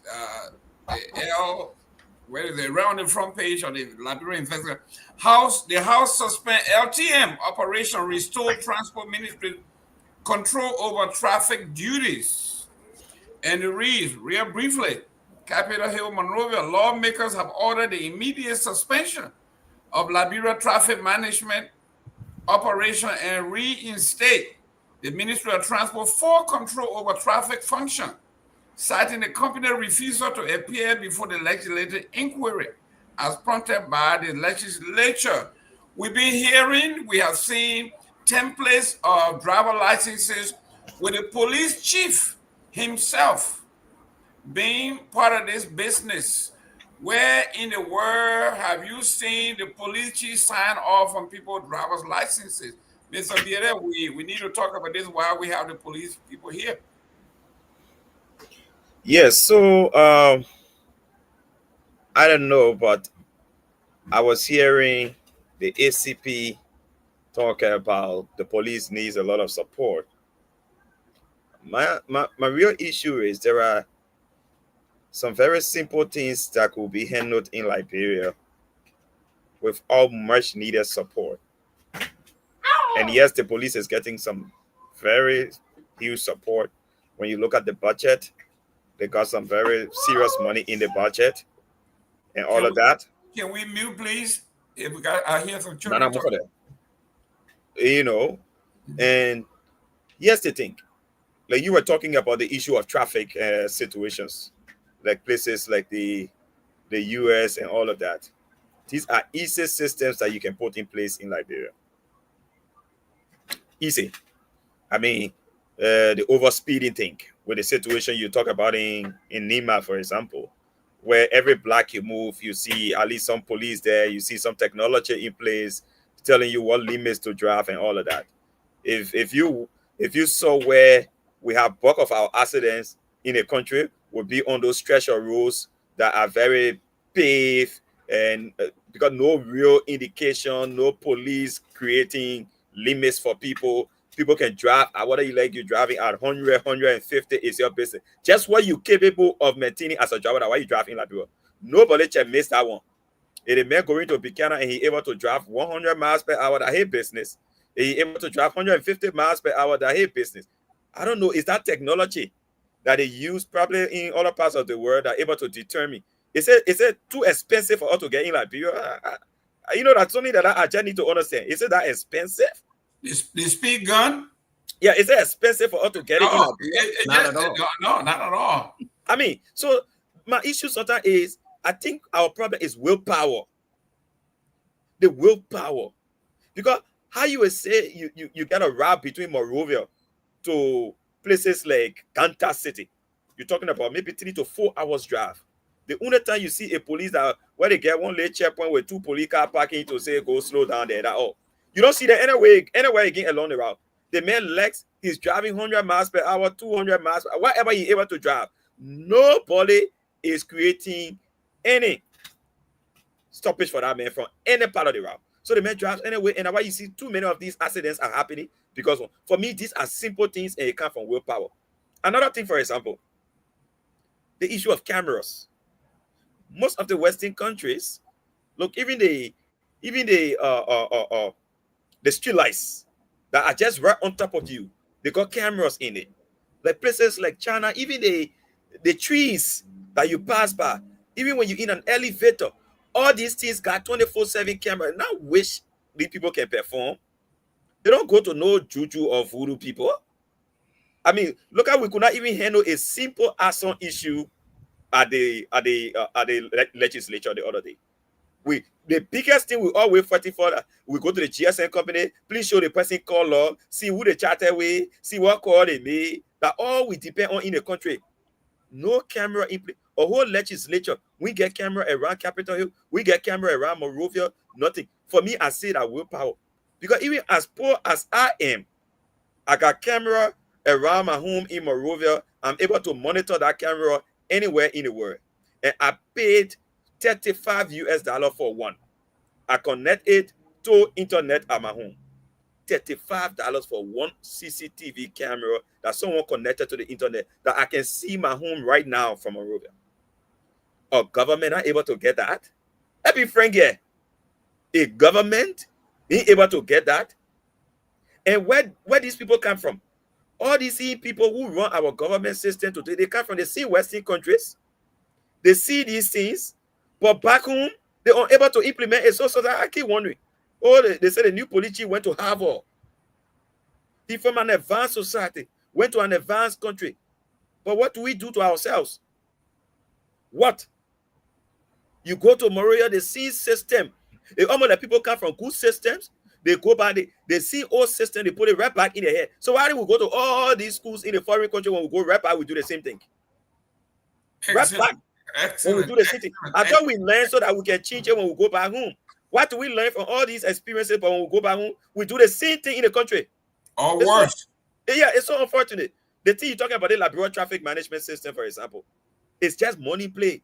What kind of country you get? The House of Representatives taking a different decision. The Senate taking a different decision. The Senate has said the Liberia traffic management will be, I think, accepted. The House of Representatives say they're not accepting. You looking at the trend? That the trend right now. Because I saw the Senate's statement that the Liberia traffic management can proceed because the last MDMC agreement it has some force in it and blah blah blah blah blah. The House of Representatives saying they will not. So the whole country is in a chaotic state. Taxi drivers are on strike. All sort of things happening. The Liberia traffic management is moving ahead. And like you said, I heard Gregory Cuomo got some shares in the business when he was not in government under the CDC. He was practically working there or something like that. So he's imposing these people on the state. He's imposing these people on the state. You bring a Lebanese friend and you say you get in the entire traffic data of the country, like you were saying, that you the police got to be signing on the kind of stuff and things like that. These are unacceptable. People only come to the country, they want to amass wealth at the detriment of the poor, and we sit there and we celebrate it. I just posted something on my Facebook page before I stop. Very embarrassing. How our taxes, the president pro tem of the country is building a laboratory in Grand Bassam. And when you see what the president pro tem called laboratory that they're building for students in Bassam, it's lesser than a poultry farm. It's lesser. The thing they call laboratory that they're building, just one lay boot with seeing over it, that laboratory for a whole country, Grand Bassam. That's what they're using our taxes for. But these people come to other countries, they see different things. They live in the West. They see how people live. They see system. They get by Liberia. Liberia just look like a hustle ground for people. They go there, they reap what they want to reap, and they're done with the country. As soon as they retire, they run back in the West. They sit down there. They say, to hell with those people. I just went there to hustle. We got to change our mindset. That is the situation. Thank you. Thank you. Dr. Peabody, when I saw the police chief signing on an agreement with his signature on the driver's license, I just couldn't believe what I was seeing. And I went in my stuff and I took my driver's license and looked at it. The only signature on here is mine. I'm on the department here that in my county that is responsible for issuing driver's license. I go right here to my county office and get my, it has no police officer, it has nobody name on it. It's just me and the tax collector and the other folks who are there. Why are we having our people who are law enforcers signing onto a contract like this?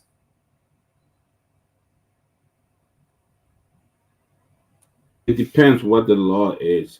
Every country has different rules and every have different laws. It depends what that is, to be fair here. Maybe we may have a different law in the U.S. and Liberia, even though our laws are similar, but it's different in some ways. So for that, I would say different law. But yeah, it's to Toga's point here. We are not developed. Liberia is not as developed as the United States of America. We don't have the rules where you can man camera to track people that are driving and to ensure that you give them tickets and stuff like that. We don't have those rules. We don't have no system. We see people driving on right lane. You be in the right in Monrovia and somebody driving on your lane and expect you to get out of that lane. All right. So we don't have that system. We don't have the rules. We don't have the technical facilities to do all of that. But yeah, what I would say, some of those things I'll also blame the police, because you have police there and people are driving on the other side of the road and they sometimes encourage it. Those kind of people should be stopped, arrested, and the car taken from them. you know, but you have police on the street that don't have guns, so the people can take the law in their own hand. They can attack the police too. So we gotta look at different sides of this story. You know, police standing there with a gun, and they're making almost threatening to hit you in the road. And so, you know, I mean, it's even though it's true that some of the police are very corrupt, they do take money, allow people to go and stuff like that. But again, we got to look at different sides of the story. I mean, you have not equipped the police to really fully man the traffic. If you have equipped them, you give all the police a pistol or something like that, you know, because some people are outlawed, they will attack the police. Like we saw the other time what happened with a lady who wasted that stuff on the police and stuff like that. I mean, what we need to do is equip them, and then if they screw up, then we know that a lot of corruption that go on in the country. The police have been very corrupt. I don't support giving our driver system to a Lebanese group to control. I think that's just too much information to give to a foreign group to control. But then create the opportunity. The government must create the opportunity so that the police must be able to move on. But I don't know what the police budget is. We saw that police sometimes don't even have cars if you go out of the country. I mean, out of the county. So some of these counties, some of these little precincts around, police don't even have cars. They drive motorbike, or you have to give them a ride to go and grab somebody and stuff like that. If you ill-equip the police, you're not going to get any kind of good thing to happen, unfortunately. That's my point. Well, Dr. Peabody, I want to differ with you. I wanted to comment from there quickly. Yes, go ahead. I mean, there are some countries right in our neighborhood, you know, like right in places like Ivory Coast, that you could compare to Liberia. Let's not come way to the west, but right in Ivory Coast, if you can't compare, Ivory Coast how to develop, man. What are you talking about? But that's a Peabody, man. That's a Peabody. My thing is, look at what difference. We went to war. Those people still are at war. Everything Liberia has endured, those people have endured the same, but they're making progress out of Peabody. If you had to just drive between Abidjan to Yamoussoukro, you will see along the routes. And they build it with what? With solar. With solar. That even if you're driving off limit, you are still caught. Cameras are along the route. That is Abidjan. Another thing, for example, that the Peabody. Why we in Monrovia, the police in Monrovia, still be using pickups in Monrovia, when the rural parts of the country, the police there don't even have cars. You could buy simple sedans from Monrovia. Simple cars. What are that Camry? You can buy it and rebrand it in Monrovia for police around Monrovia to use. You take those pickup trucks and other serious vehicles, you take it to rural Liberia. Why would police still be transporting people on motorbike in this 21st century? Why is that still happening? Because they don't have the logistic. That's what I say. I think, I don't know, fiscal year 2025, I think police budget, security and rule of law should be around $85.36 million. The police budget. I know part of their money sometimes goes, towards salaries and things like that. I understand that very well. But they still got money for logistical issue. The last time we were having a protest in Monrovia, I heard the police and the security sector go up to $3.5 million for what they call security operations alone. These buckets are getting rich while the state remains in the same state it has been all along. That is the situation we have. One small sedan, you can buy it for even $10,000. You can buy 20 pieces of that thing and keep it to all the accessible places. Ganta to Moria Highway, Moria to Basso Highway, Moria to Pommy County. All those places you can use smaller cars. When you start hitting the rural part of the country, like when you're hitting Lofa, Maryland, and other places, you can start using pickup truck. I mean, we can make our government small and effective by using simple strategies to make these things work, but people lack the willpower. That is my point. It's not about whether the West or whatever. Right around there are countries there that are wildly developing. Okay? Like if you went way to places like East Africa, to places like Rwanda, for example, I mean, security is at the security situation there is at the least minimum. You hardly hear about crime in those people places right now because they put simple system in place. You can pick up your bed 5 a.m. in the morning and walk to an airport in Rwanda and nobody will touch your bed. You don't even see Zogos, the African country we're talking about here. And we say 1847, We're still thinking about cameras in our streets. We're still thinking about police vehicle in rural Liberia. And we get a man from But Harvard. one woman flash water on the police face, everybody demonstrate. That's right. There you go. Right? Yeah, ladies and gentlemen, welcome to the show. Let me welcome Susan. Susan Wenge. I know it's morning over there. It looks like you're ready to rock and roll. You are driving. How you doing, young lady? I'm okay just from doing night shift. It's Very all right. tired. We respect labor. That's great. Yeah. I just want to add to my brother what he just said. Liberia, how will Liberia not remain in that place when we have our leaders are so selfish? An old man like Joseph Boakai who supposed to be wearing his $50 watch. The papa now start wearing Rolex watch that is 60,000. Do you know how much 60,000 can do for many single mothers in that country?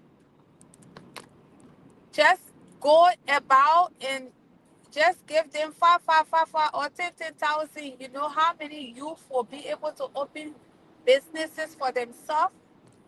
So the country, the problem that we have in the country is our leaders. They want to talk about corruption, but when they are corrupt, this is somebody who said to us that he was going to be riding keke to go to work. But today he's driving He said half we borrow. of it. We borrow. Can you imagine that kind of sweet talk? Where is the we borrow now? Joseph Walker, the car that he's driving right now is a same car that Donald Trump has. Where is that money coming from? You cannot compare American president with Liberia president because Donald Trump is a businessman. He was born into money. What was Walker born into? 24 years of government experience, and he came right back to us and said he squandered his opportunity that he borrowed money from Ben. After 42 years of government experience, this old man has nothing to show us. Nothing, absolutely nothing. We're not seeing nothing to say, oh, that Joseph Boakai project here, or that Joseph Boakai school here. You know? So this alone should tell Liberian people how to select our leaders. We cannot just go about selecting people just out of sweet mouth. Same as our representative. They don't have anything. Everybody just want to rush into Liberia to take. No love for that country. No love. That's the reason why we're struggling in this kind of era. People celebrating electricity.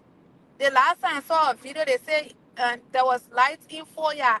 The women there running on the street. Oh, JMB not bring Leo. Joseph Walker not bring Leo.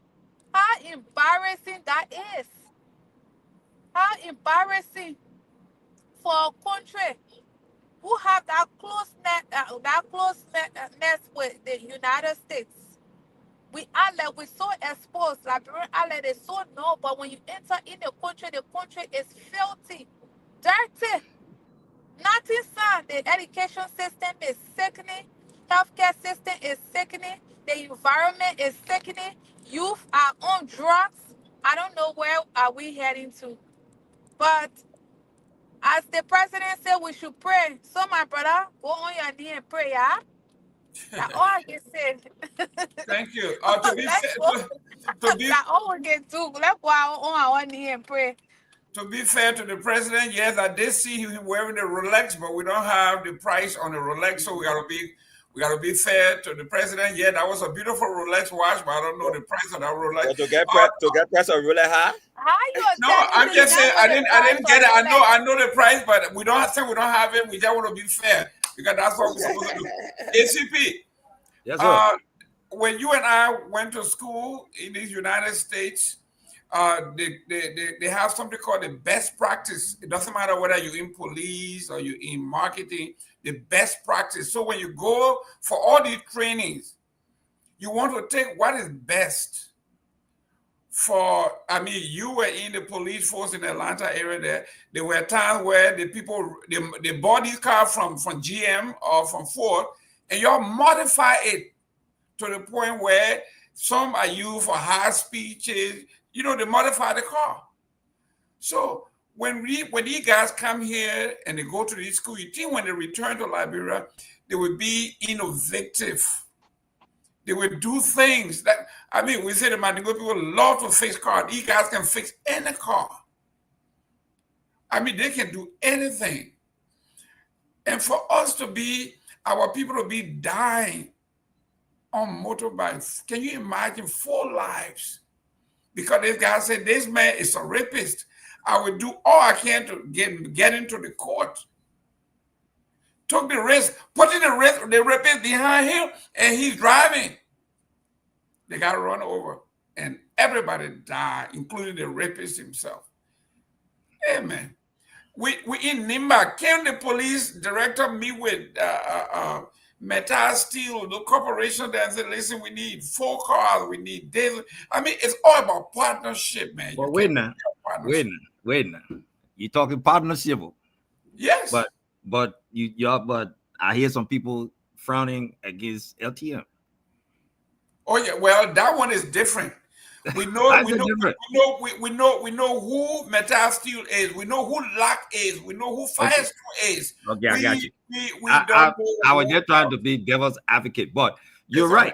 You're right. But look, it's easier said than done, and it's very easy when you're on the outside looking in to deal with these kind of issues. And with your kind of experience, that's what no. Listen, the ideas, experience in everything.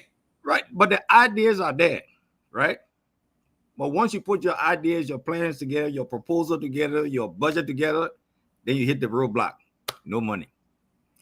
That I can tell you for free. The IG has some brilliant plans coming down the pipe, but as usual, resources as far as the money to implement them. So before, every good leader knows when you don't know everything, so you bring experts around you. You bring people who know to help you do the job. So that's been his one of his concentration, bringing people in that can help, that can effectively help to carry on the LMP initiatives. Now, I just so happen to be, tasked with that project, the special enforcement, the traffic enforcement. So, but we starting small or slowly, and hopefully we will expand throughout the country. But you can only go so fast. We started out with 4 cars. What can you do with 4 cars? By the time you send one ERW road, one stay in town, you send one Broward V Highway, you send one on the Bombing Highway or the Kakata Highway. What can you do with 4 cars as far as traffic enforcement, speed enforcement? Nothing. Because by the time I'm going one way, you got 50 speeders coming or 10 speeders going the other way. So we need a lot of support, a lot of cars, a lot of officers, a lot of equipment. But it's gradually, it cannot happen overnight unless someone just give us a whole bunch of money and say, like, there you go, I got a whole shipload of cars and all this stuff, you'll have at it. But we have to go slow. Or now we have to go slow, but we got no choice but to go slow because of the situation we find ourselves. So the plans are there. There's no doubt. The plans are there, the ideas are there, but the roadblock is resources. Yeah. But we are working. Go ahead. 1 minute, let him land. Go ahead. Go ahead. We are working. We are helping. Like me, I'm nobody. I'm not the super cop. I just happen to be part of a situation. So we all leverage our network, our past history to help. Whether it's training, whether it's equipment, whatever way, the people that we worked for before. So we are constantly, reaching out to people, reaching out to our ex-employers, to help, because and because we left in good standing, so to speak. So the ideas that we bring here, like for instance, even I'll tell you for free now, most of the things they're crying about in Liberia with this traffic unit, I had to introduce, or I introduced, and we run it with it. But that's the best practice.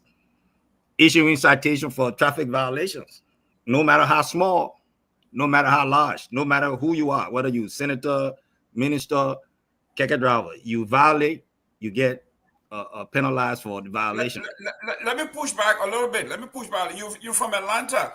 Have the Yes. Atlanta police ever outsourced their digital and their data to China or Korea or do they do that?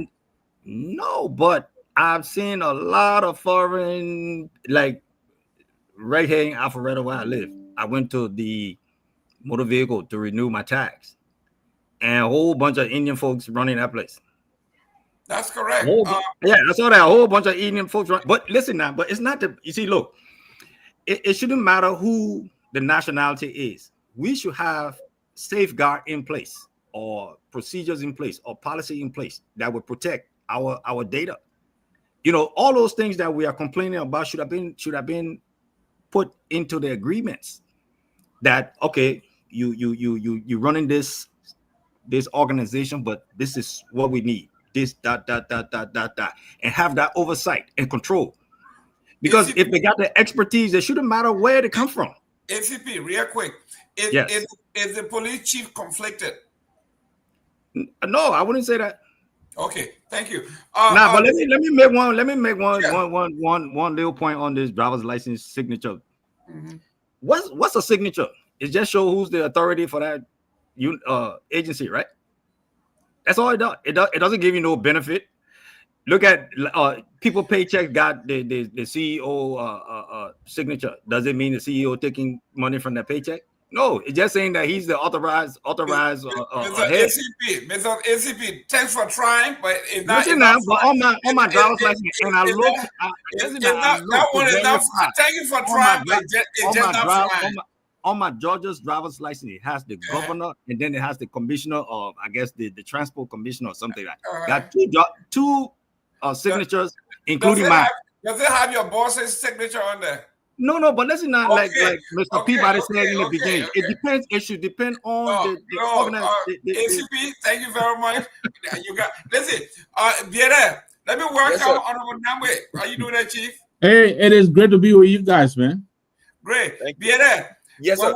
When we talk about collaboration and partnership, that's what I do for my entire life with the United Way and other agencies. That's what we do. Recently, Bassa had a success story there when, I tell you what, either Lac or Metastil saw what was happening and they worked something out and they donated 2 pickup trucks. I think you read about it, to the Bassa detachment for transportation. This is partnership. This is people talking, working with each other. You want to tell me as powerful as Gregory Coleman is, with maybe 500 companies in the country, he wants to tell me that if you were in the King George area and you went to B Mountain and said, you know what, this area needs more protection, we need 2 cars. Can you put that in your budget? Can you donate this car to us? Not only donate the car, but say you have your own mechanic shop, can you help us not only donate the car, but maintenance to maintain the car? Go ahead. But Mr. Gaiman, there's something you don't even know, that they don't even need to go to these people to beg them for anything, when we got bulk of the police people assigned to these same places. I don't know if you are aware. No. If you went down to B Mountains, you will notice that maybe a whole battalion or 2 of the police situated there. I mean, they live at the site. I thank God the ACP is acknowledging that. If you went to Lac, the police is there. Metal Steel concession area, they got police force there. So the partnership is there. So why do we even need to beg these people when we already have? What agreement did you have with these partners before you send all these police people there? You know, we should have it in the agreement. We can't take all the police people that are supposed to protect, maybe they say lives and property of the ordinary man, to be protecting concessionaires, but then we don't get anything out of it. Big companies don't do anything for the police sector. They don't support anything. It took a Ghanaian businessman to maybe who has some interest in Liberia to provide those few police cars that we have. I think the Mahama guy, he provided those maybe 20 or so vehicles that we got across Monrovia. So the police can show all year as to what they have really invested in when it comes to logistics. Because the cars they're using around Monrovia was donated. So what's up with other money that we have in the budget for this same thing? What are they doing with it? Another problem we got in the country is where all the big shots earn bulk of the money. And what we're supposed to do for the ordinary people, we always crying that the country not get money, we not get money. We not get money. But we pay president maybe $22,000 to $30,000 a month. We don't get money. Speaker, pro tem, all these people make around $20,000 to $25,000 a month. We need to reduce this. We're paying $150 per month in the country, but all the top brass are making serious money. When you check their budget, some of these people, the whole budget for their offices is around $1.5 to $2 million. We need to reduce that and put the money to the real places that we should put the money. Security is very important. I told somebody the other day, if you had maybe cameras across Monrovia, you really think somebody walking on Broad Street would be really intimidated that their phone will be stolen? The next minute, the person who stole that phone, their face will be all on cameras on the police radar. We know that. You're able to run a 24-hour economy. If you did, Ghana just announced a 24-hour economy. The country does not sleep. You can pick up in the night and walk anywhere at 12 midnight and still purchase something. People running 2-3 shifts. It's happening all around now. In Ivory Coast and things, most of these places are now running 24 hours economy. They don't go to bed. In Liberia, as soon as they say 5 o'clock, everybody packing their things and leaving. Why? Because the rope will even walk right onto your business center to come harm you. No system.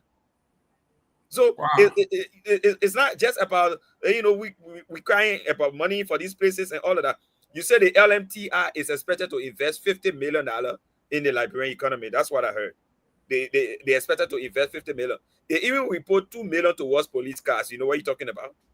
But we only hearing about the people $50 million. But out of $50 million, say I think they practically finished investing it already. Because when you see the cars they get, the tow truck they sell get, the office they sell run, and all of that, I mean the $50 million they finish investing it. That LMTR, I'm very sure they want to start making money out of Liberia before they begin to ask for more money. They say they brought $50 million to invest. You can barely see that they've already invested that $50 million from what they're using right now. The number of tow trucks they got in the country, the number of police vehicles that they also brought, and all of that. If you check those things, you will know the buggers have already invested $50 million. They're not going to invest anything again. All they're going to do now is to wait. When they start taxing people, when they start making people out of the economy, then they start getting some money and put it back. We got to be smart as Liberians. Another thing is that the number of people that are expected to lose their jobs because these people are coming into our market. Over 250 people expected to lose their jobs at the Ministry of Transport. You think why they protest every day at transport? Protest at transport because people are expected to lose their jobs because of this. But why would they lose their job? Because the system, I think they want to digitize the system. So there are some jobs that are supposed to be done that will just be done electronically, and you don't need people to do those jobs. Okay, but what you should have done, I mean, I stand to be corrected on that. What you should have done as a country is, before you take the man from his job, you must be finding alternative because he works for the government. You can't just take the man, you're not finding alternative yet, but you want to take the man from his job. If you want to take the man from his job, you must find another route that the man will be able to survive. Yeah. For me, that's my point. Okay, listen. 1 minute. Let me go to Mr. Namwe. Mr. Namwe, we had some serious issues. We talked about the data. Yesterday we talked about Bishop Cottle Brown urges President Joseph Wagga to halt dismissal of 300 transport ministry workers. And they went into the detailed part of the contract and all of that. And here we are talking about national security. We are talking about everything that is wrong. For some reason, they are acceptable in Liberia.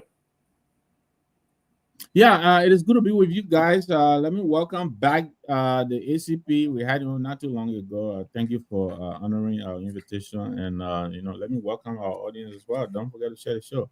Let me welcome Mr. Toga Alexander Bearded. I wish he had retracted his allegation against Musa Asambelete that he could not come to the U.S. because the last time he was on this very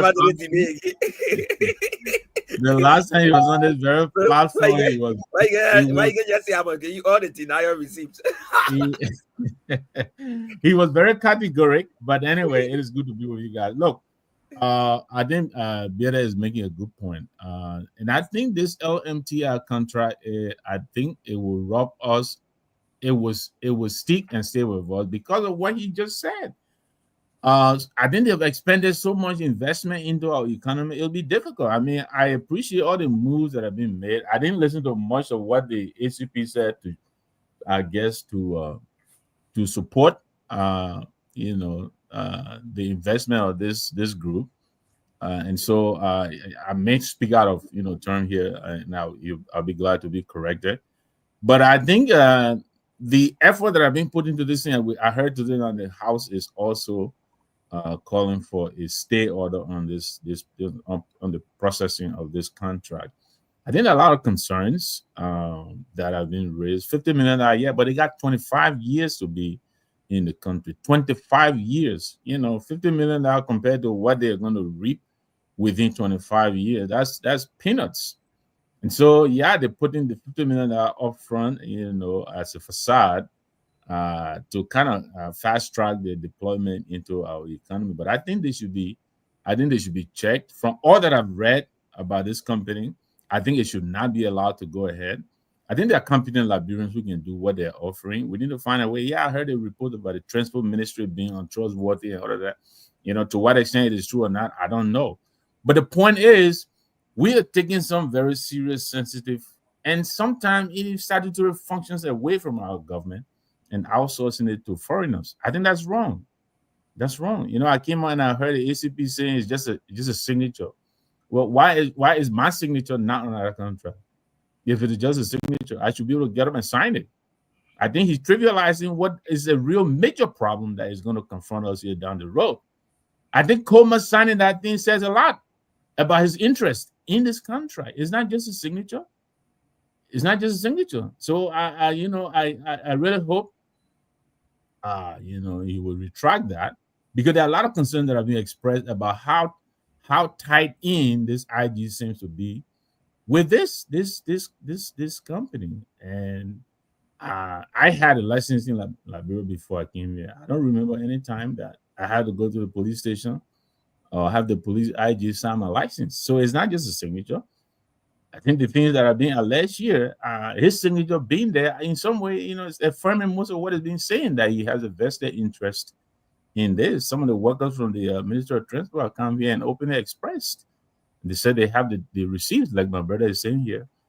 So I'll yield there. I hope you had also talked about, his apology to the lady, prior to even the investigation starting out.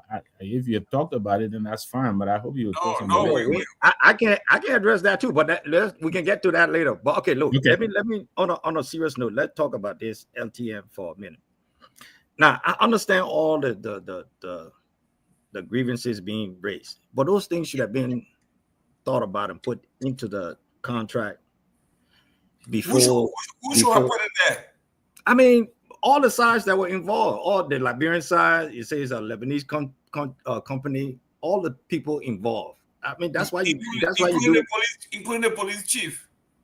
Well, I mean, if the police chief is representing the police department, yes. I mean, everybody should be. What's that? That Ministry of Justice, Ministry of Transport, even the House.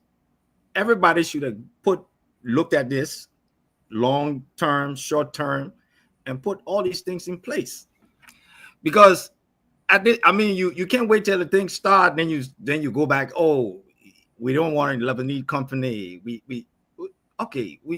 You should have said that from the beginning and then not let it go forward and say, look, this is what we need. We need a Liberian company to take, perform these kind of functions. Okay, now we're not past that point. They started, but one of the things that baffles me or really saddens me is we place a lot of emphasis on money. Those people that died today or yesterday, go ask their relatives if they're concerned about money, or they rather have their relatives back. So, with that being said, I can give you plenty, and you guys hear the news, all the accidents we have, all the accidents. My take is strictly professional, technical. I could care less who's running it.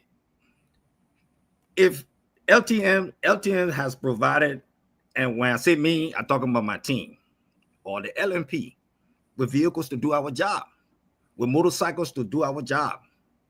We even got bicycles. We even trying to formulate a bicycle unit where we have bicycles in the community policing. They provided about 7-8 tow trucks, which we never had. So you guys have heard the noise because we've been on the street battling vehicle violations, speeding, unsafe vehicles. I mean, we've been doing it. You hear all that, and that's why a lot of the protest is about, because we issuing people tickets for violations. We are finally enforcing the law. A lot of our problems have been non-enforcement. You can't effectively enforce traffic, conduct traffic management from checkpoints. You have to be up and down the streets. Okay, real quick, Mr. ACP, real quick. You said, as far as you are concerned, you care less who gets the contract. How can you say that when lives and security and everything, you say you care less? But yes, I'm talking about, as far as talking about nationality. I just want you to be professional and provide and benefit the country. If you look at the licenses that come from the MOT, I can't tell you the number that we've stopped people. They faded. The ink has faded. They're falling apart. People got to put tape on them. You can't see pictures. They're just substandard. I'll tell you that for free. And it's all over the place. They're easily remanufactured over at World Trade Center. You have so many that are fake. So how is it that the Ministry of Transport is putting out that kind of product? You look at the registration. You ask somebody for a registration. You got 3, 4, 5 sheets of paper that you can't make heads or tail. I'm just talking about the product that's coming out. And I'm just looking at the point of law enforcement. I'm not trying to be political or none of that. So then if you go to LTM. Oh no, wait, I don't finish with MOT yet. So you go to get your license. You pay your money, whatever the case would be. They say go come back. 2-3 days. You can't get that license. Or they give you a run around. Now, that's the ethical part, whatever the case would be. But I'm just trying to make a point. So you go to first where it MOT doesn't have a inspection station for vehicles. You have I would say rotten vehicles on the road, can barely roll, lopsided, suspensions, no suspension, no lights, no windshields, but they have brand new tags. How? I mean, death traps. You got trucks on the road, no lights, nighttime. You see the accidents. How are those vehicles? But I'm just trying to make a comparison. Are you telling me that LTM is going to give them new car, going to give them suspension and all that stuff? No, wait. No, let me get to that point. So that's the inspection side that should have been in place years ago through Ministry of Transport. So LTM is providing that service right now. Emissions testing and vehicle testing. So wait 1 minute. The contract has not gone through and they're doing it? You said they're doing it already? But it was open before and then got shut down for the case to go to the Supreme Court. And then the Supreme Court ruled that they could open for business. Yes. Yes, it was open once before, and then we got word that the case went back to the courts, so we shut down, and until after the Supreme Court ruled, and they said, okay, you guys can open a rezone. But I'm just trying to tell you, just the way we have inspections, they have an inspection station for trucks, for tractor trailers, for motorcycles, for the three-wheelers and regular vehicles. So you have to pass inspection before you can register your car. So the whole process takes maybe 45 to an hour. The line, you come to the line, they tell you to pull forward, you come to the machine, it checks your lights, they check everything, your emissions, your suspension, your brakes, just like you see it here, a regular inspection station. And then you go, when you pass, and that's not an individual who's testing, it's the machine, computer. So the computer will tell you whether you pass or fail. So if you pass, it gives you a certificate. By the time you come around, your registration is already, and the registration is like a card. It's no longer that paper, a whole bunch of paper. It's like a credit card with all the security features, everything you can think about is on there. It's just a card. You can just slip in your wallet. And then you go to the window, you pay, and you leave. Simple. No money changing hands, is whatever, how you pay right in there, and you go on by your business. So you go through the inspection. Every vehicle that runs in Liberia has an inspection spot in at LTM. So ACP, just quick question. What are you people also doing about those who are expected to also lose their jobs? Is the government thinking about rerouting them into other governance structures? I'm not privy to that information, but I know that LTM is going to vet a couple of people for a couple of positions. I know that for a fact. They're going to vet people to include them into LTM. So that's as far as I know about that. But don't forget, LTM is going to expand to the different counties, or they're going to have different sites. So there's still opportunity for people to be included into LTM, or So we're not giving people. In the meantime, if the man is on government's payroll and you're expected to remove him because, like you're saying, just as you're narrating, you're saying this system has been digitized, computer doing everything now. So technically, the fact that computer doing those things that ordinary people should be doing, it means those people will definitely. No, you cannot. What are you doing now so that these people can get jobs while your machine's working? Wait. You cannot. A man cannot inspect you cannot inspect the vehicle without the computer, there's no way you can do it. So there's Ministry of Transport has not been inspecting no vehicle. I can tell you that. None. They've only been inspecting documents. No, I know that one. I know that for a fact. Right? I want to know that for a fact that the ministry has been. Okay, but let me ask you something. Me policeman right now. One minute, ACP. Mr. Namwe, let me welcome Mr. Sefa Diggs. How you doing, Jerome? How you doing, rest of the panelists? Have you been following the conversation? Yeah. I've been following it. Okay, great. Now, let me go to Victor here. We are talking about transportation. We are talking about data. We are talking about, according to ACP and other folks, this company is spending $50 million, investing $50 million upfront to put in a system that will work for all. And they name all that they will do. If we have all of these, we know what it is. Why can't we put that $50 million in our own system, improve it, and expand the job market for our folks? Yeah, I mean that's besides that, there was a young man who was on the show here the other day. He was telling I think the Ministry of Transport raised around $14 million or something like that. Or the bicycle unit. I mean the Pep Boys, so I think money is around, but in addition to that, and what Mr. Bida is asking about the Liberians who will possibly lose their jobs, there is also the question of national security here. The questions are being raised about, should we be concerned about, these are foreigners, these are, let's be honest, Lebanese. We're putting our national data in their hands.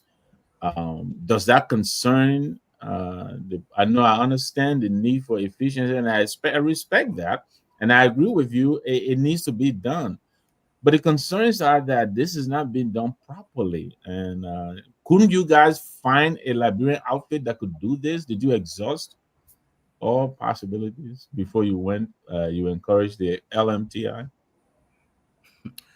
Well, that particular question, I couldn't answer as far as finding somebody else. But if the Ministry of Transport wasn't providing any of these services, who else? Which company in Liberia is doing that? Nobody. I mean, this is something that should have been in Liberia a long time ago. I mean, if we have vehicles, we should have vehicles, inspection station, and all these things that come with keeping road safety a priority in the country. So it's unfortunate that it wasn't implemented, or maybe the blueprint was there, but nobody put money into it. But these people came. So I mean, the best thing we can do is put the safeguards that we are all concerned about. I myself asked that question. The first thing I asked about the data. So we just have to put the safeguards and make sure we are in control of that proprietary information. It's not hard to do to keep track and because I think, and as I'm passing it on. I think a lot of, for me, I really feel that this outfit could have been contracted and made it to collaborate with the Ministry of Transport, train them, give them the capacity and all of that. And after 2, 3, 4, 5 years at most, they leave. By then, they would have left our people in charge, trained and capable and ready to do the job. But do you know the CEO was born in Liberia? It doesn't matter. But he's a Liberian. It doesn't matter. What you say? The man born and grew up in Liberia. You say him? No, according to our law, he's not a Liberian though. Yeah, but this coming. Yeah. Hey. Okay, I'm just bringing that point. I'm just making that point. I know that. It is what it is. I'm just making that point. Hey, Officer Cooper, how you doing? Should I call you Officer Cooper or call you Juan or call you man. Hey, how you doing, sir? How you doing? I'm doing good. Yeah, I hear you guys talking about this inspection. I look at it in multiple parts. The inspection part, I don't mind the inspection part being outsourced to an entity, to perform the, so you can have an agreement with this entity to perform the inspection and give you a clearance, and then you register your vehicle at the appropriate agency. I don't have a problem with that. And then, but the other problem I have with that is that you're going to have a single entity that's going to cover the entire country. A single company going to cover the entire country for 20 years. And I think everybody live in this country for a long time. I've never seen a government contract that go more than 5 years. Then to give somebody 20 years. So if that person is not performing and that person is lacking for 20 years, that's so how can the government get out of that? I haven't seen the contract, but 20 years. I come in one, but for 20 years is a long time. Right. Number two, you keep saying that Ministry of Transport not providing this, Ministry of Transport not providing the service. The Ministry of Transport is not doing the work. It's not an opportunity to go usurp the statutory responsibility of that entity. Those services are provided through the Ministry of Transport by law. So if an entity if the ministry want to sub that contract, they can work with an entity, nothing wrong. But to usurp the function of the ministry, then I see a serious problem with that. And then coming to the issue of the driver license and the license plate, I think it's a lazy way out of it, because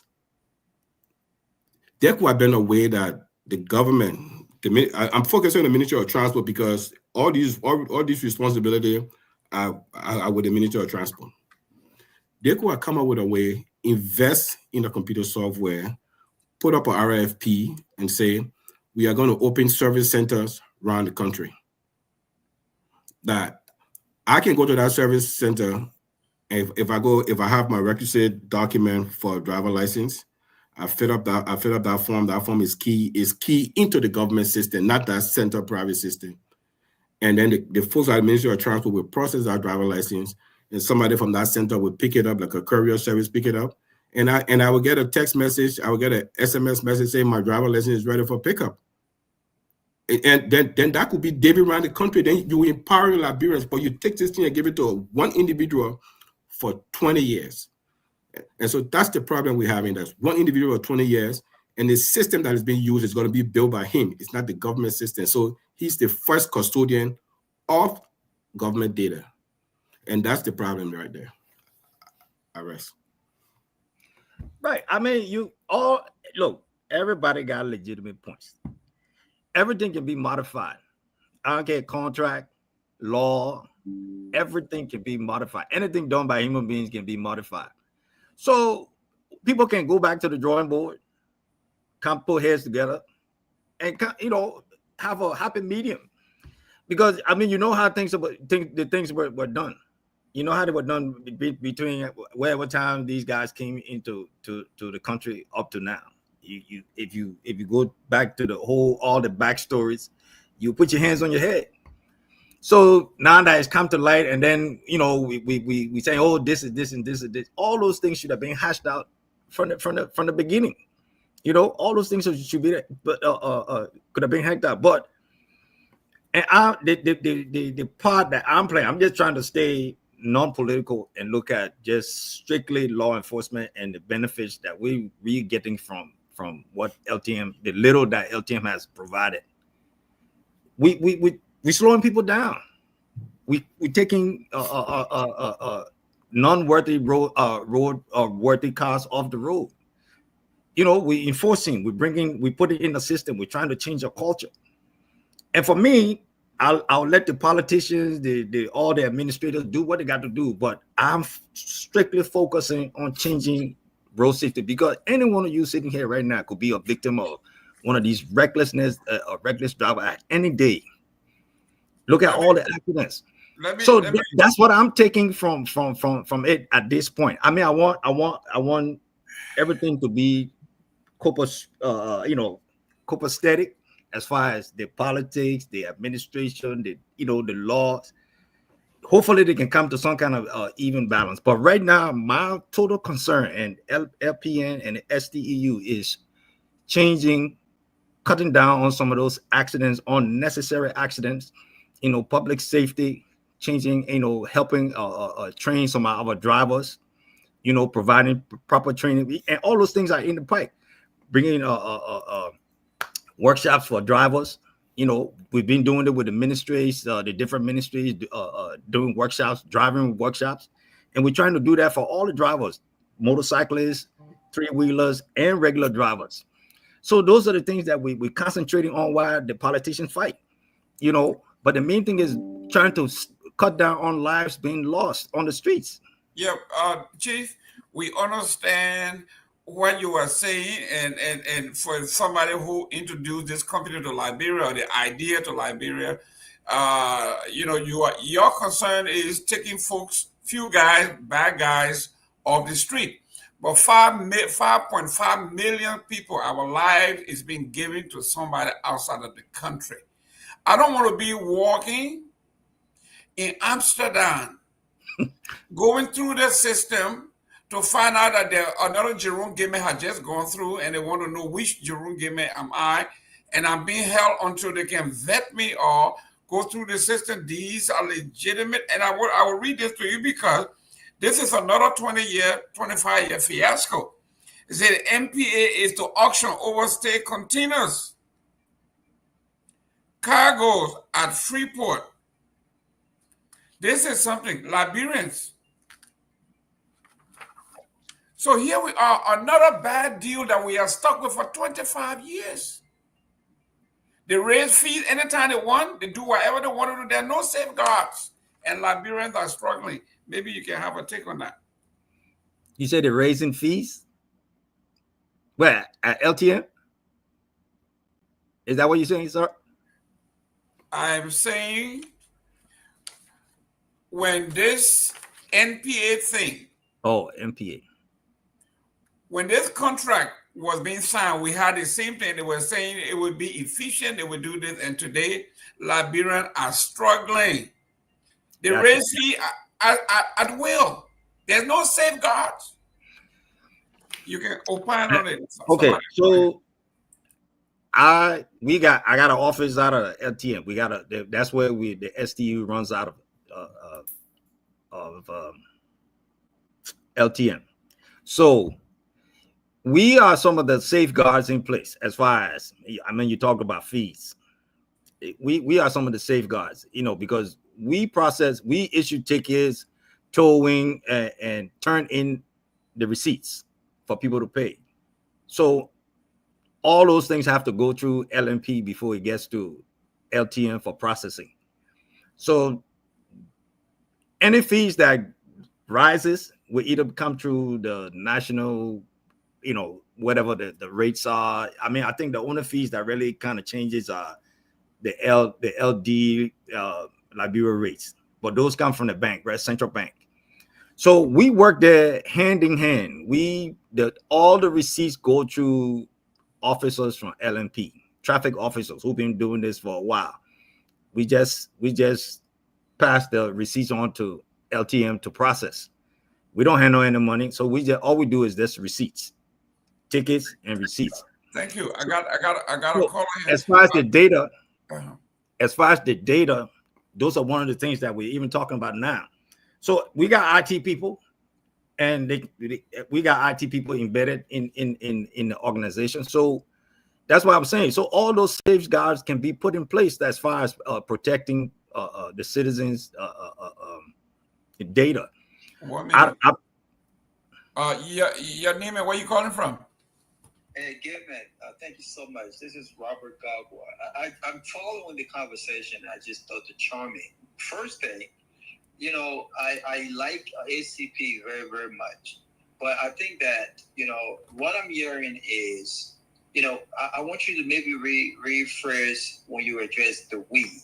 When you say we have all of these things in place, it's coming off as though the LNP or those in authority of the LNP have some serious interest in LTM, right? And like you stated earlier, you don't care who runs it. All you care about as a police officer is a system that allows you to do your job and do your job effectively. Which I don't disagree with. But you keep saying we as if you have or you are part of this company.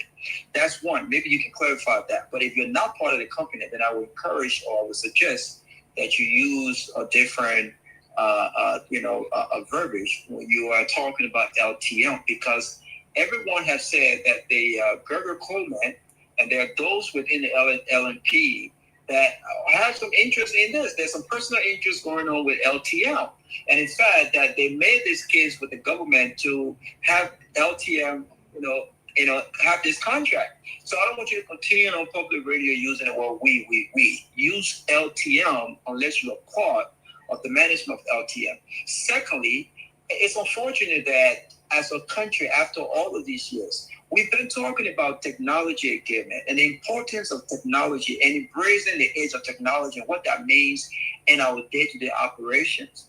Why did we wait for a foreigner to come and introduce a process that, from all indications, seems to be a very, very simple process? This is no brain surgery, right? The system that Kupo is talking about is a system that we see used in this country by Nigerians. You do you know how many Nigerians own these little small mom and pop shop for emission testing? Why we had to wait for a foreigner in Liberia to come and implement that? That's two. Three, these drivers, right, that are protesting. I heard one of their concerns on the 29th, and most of them are protesting, and they want this whole traffic management thing to go back to the transport ministry, because the transport ministry over the years has proved to be inept. That's just the fact. They're talking about getting multiple traffic violation tickets for the same infraction. Of course, you will get the same thing, because if people pull you over for a traffic violation, right, and you have a court date, whatever the case is, it's up to you to go ahead and take care of that. If you don't have lights and you need 2 hair lights and you got a ticket, the next 2 days you're still driving around with the same 2 hair light, and another police officer cut you with the same two-hair light. What do you want them to tell you? You want them to say, hey, wait until you go to court first? No. Until you prove to be responsible and do the right thing, you will continue to get those traffic infractions. And this is the issue. The issue is competence versus incompetence. The LTM, though, there are many issues with regards to this contract, and I think that the government, again, has once more proved that, you know, we are incapable of handling our own business, and a foreigner have got to come and do it, but they proved to be effective. We got to change the way we do things. And a lot of these drivers and these folks are not used to traffic violations. They're used to just driving recklessly. They're used to driving with no headlights. They're not used to structure. So now that they're being held accountable for their actions, they don't like it. So they're saying, no more LTM, let's give it back to Ministry of Transport. Well, you give it back to Ministry of Transport, we go back to square one. So we have to find a fine line here. I think what this traffic management thing is doing, I think it's right. The question that remains is, could we find Liberians? Could we find Liberians to have done this rather than giving it to a foreign company for all of these years? Could we find Liberians? And the answer is very simple. Yes, we could. We just don't trust ourselves, and we don't support each other. I mean, this is just the reality. But it's a sad reality. Thank you very much. That was Robert Garguah from the closing argument. Usually, Mr. Gimen. Yes. Mr. Gimen, I just want to come in right there. I mean, we want to go to the line. Yeah, go ahead. Yeah. Yes, so, you know, I tend to even agree with Robert, because the first thing is all we needed to do was basically to retweak what the MDMC owned by Mr. John Uboti, a Liberian, was doing. This thing is basically about self-interest, it's political. I know the ACP may not maybe get a full understanding of the political aspect of it, but it is indeed political, because there are people in the system who feel that Mr. Uboti has aligned himself before with the CDC. They've come to power and they think that Mr. Uboti should leave the management of the sector. Mr. Uboti has managed this sector for decades. He's a Liberian, all right? And we're taking him out of business to give it to a Lebanese friend. Let's be frank and say to the Liberian people what it really is. Is it because of his alignment with the CDC? Is it because he worked with past administration? Is that why we're targeting him? Okay? If there were anything that we could do differently, could we retweak the system? Look, these are the lapses. Like Garguah said, these are the lapses. These are the things we want to add. These are the additions we want to make. But we don't have to give it to a foreign person. But we could do it through him, but retweak the system and make sure it works better for all Liberians. That's all I wanted to say, because I think we could do that if we wanted to, then to take it from the hands of a Liberian who got a lot of other Liberians in working in different sectors of the company right now. A lot of people. I know the Ministry of Transport is very reckless in some points. The whole system is a mess. I remember sending a young man over there to get even driver's license. There was nothing about they asked him to go and bring, I think, certificate, whether he ever drove before or something like that. You could just go right to World Trade Center and print a certificate and say a background check. Nothing at the car, you won't get driver lesson, you go get it easily. You don't have to know whether you learn how to drive, where you landed, nothing. So there was no system in place. I can understand that. But a Liberian has been managing this system, and we took him out of business to give it to a Lebanese company that is linked to a terrorist organization, and we have to be very careful with our data. Thank you very much, Mr. Gimen, for the time. Thank you. Thank you. In Myean back there, let's hear from our folks back home.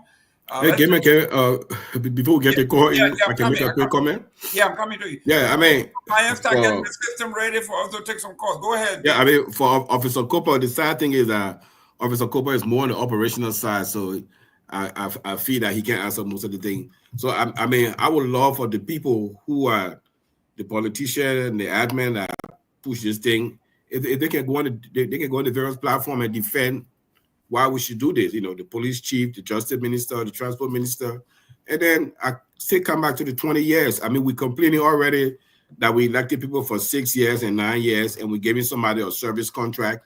It's just a service contract. It's not even, I won't look at it as a concession. It's a service contract.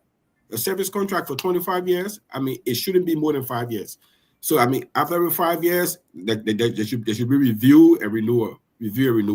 But 25 years and a single individual for the 3,000 square mile of the country. I mean, that's just lazy thinking. And if the president can put the Ministry of Transport in the room and say, if you guys can do your work, I can find somebody else who can come in and do the work. Okay? I mean, we stuck with somebody for 20 years, and that is unacceptable. That 20 years contract is unacceptable.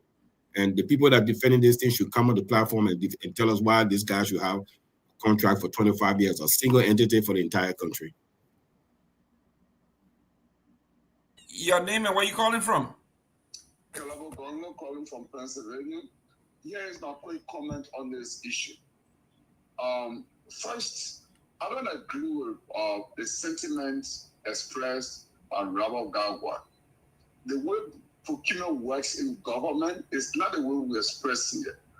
Government does not go out there saying, I'm looking for Liberian. No, there is an established law, the PPCC Act. All we should be asking is, before entering into this agreement, did the government publish RFP, request for proposal, from the public? That can be a contract of this value in millions of dollars. Is international competitive bidding. So it's open to anybody from anywhere in the world because of the volume, the value of the contract. This is the established law.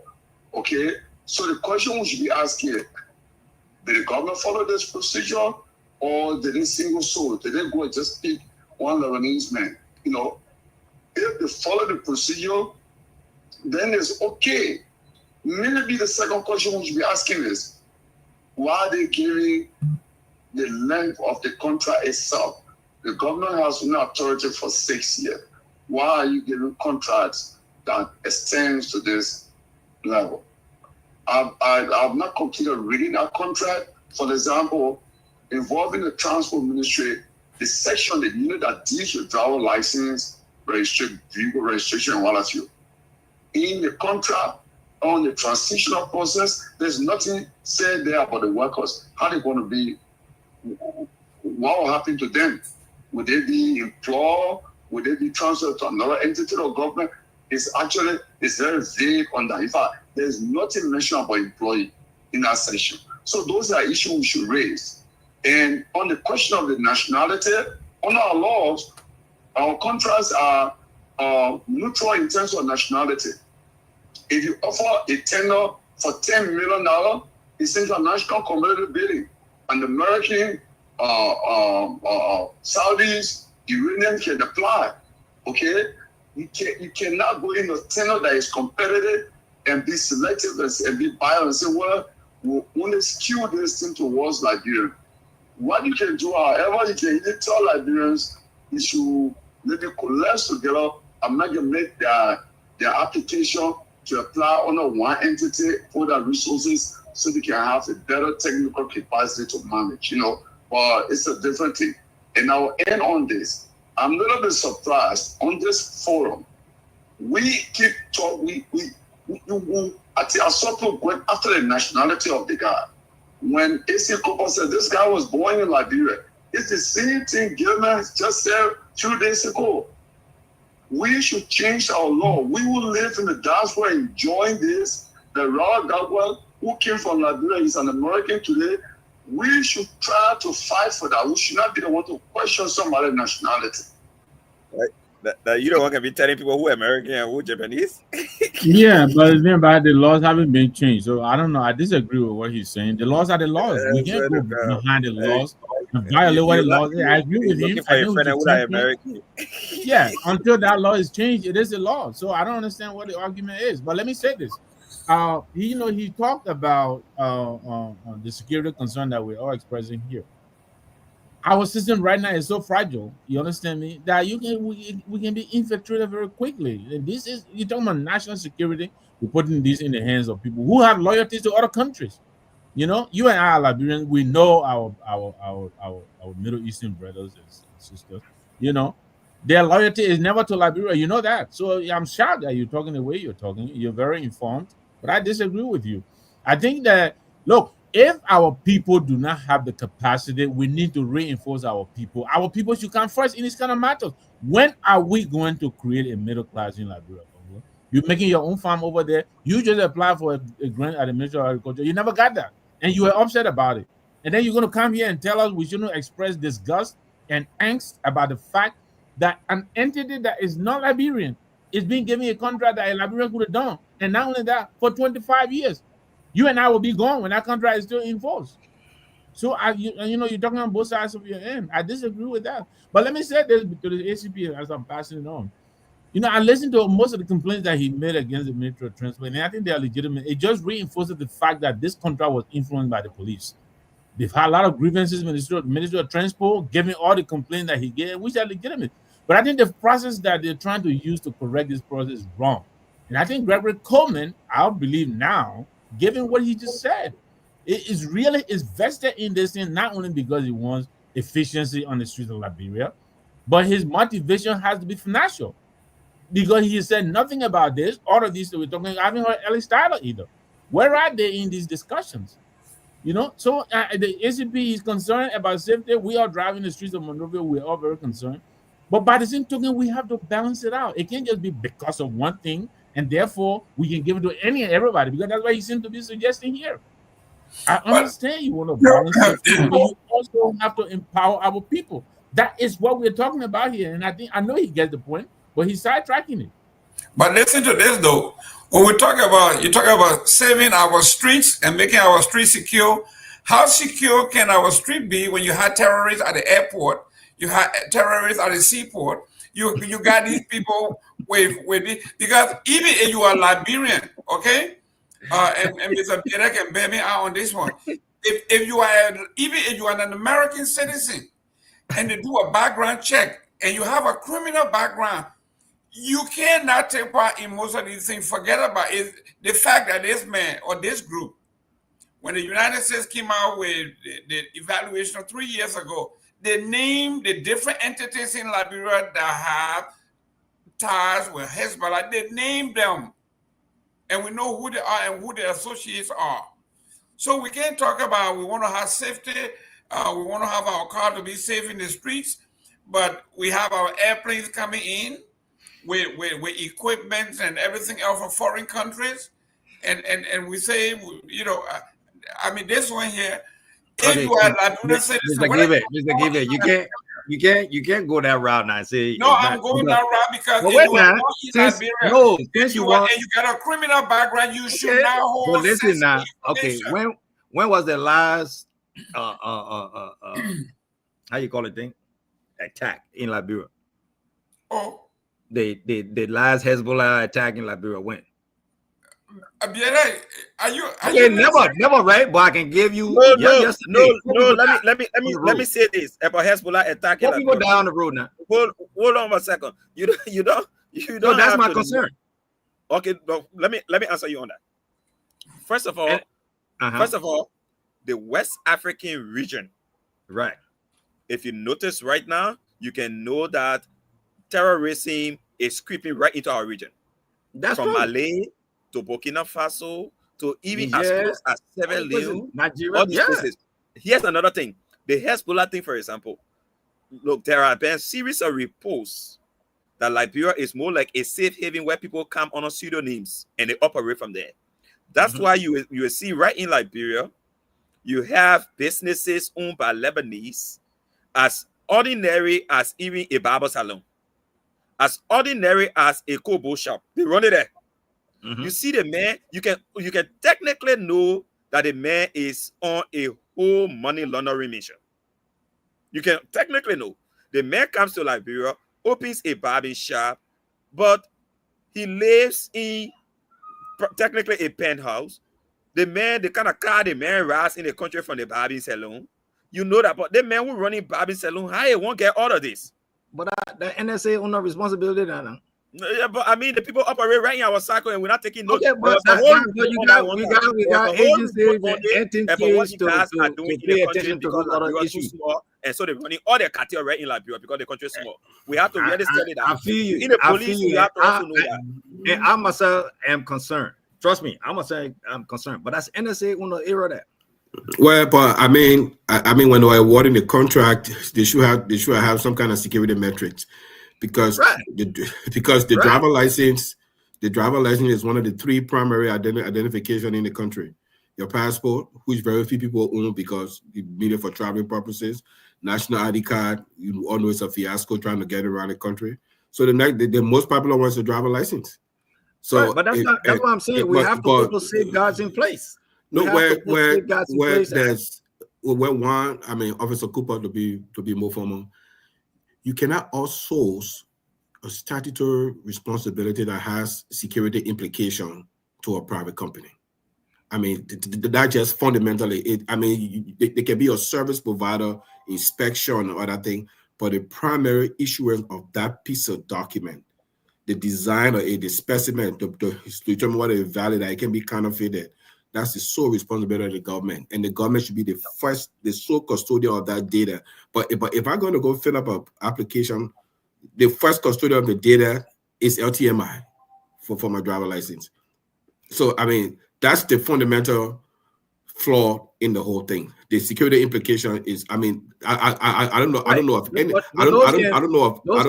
country. And the only way it can be fixed is for there not to be an issuance of driver license. I mean, because there's no other way around it. I mean, they can process the application, but the issuance of the driver license, it got to come from the government entity, because I mean that's a primary source of identification. Well, but hopefully, those things are worked out, because what we're going to do at this point, they're there. So hopefully all those concerns can be worked out to the best interest of the Liberian people. Well, but this is what we are talking about, transparency. Well, the sad part is that people pass laws, sign contracts, and don't do a lot of implication. We're in this country after 9/11, when they were creating the Department of Homeland Security, they had to pass law to take away the Secret Service from Treasury, take away INS from Justice. All those things were part of the law to create this one entity. So now you have an entity that you give me 20 years. I mean, these people are going to be they're going to be like a government entity. They're going to be 20 years. I mean, 20 years, they're going to be like a government entity. And none of these were taken into consideration. And then the part is, who conceived this idea? Where was it conceptualized? Did this guy just fly into Liberia and say, look, I can bring motorcycle, I can bring this, I can do this for you guys? And then it all happened under the cover of darkness until when it was time for implementation, then everybody started screaming. I mean, I'm just throwing it out there. I'm not. No, I understand. I mean, it just because sorry, Siafa, these guys have been around long. The Japanese trying to find the right government that they could strike through. Because they've been around. It was not accepted from Erling's time.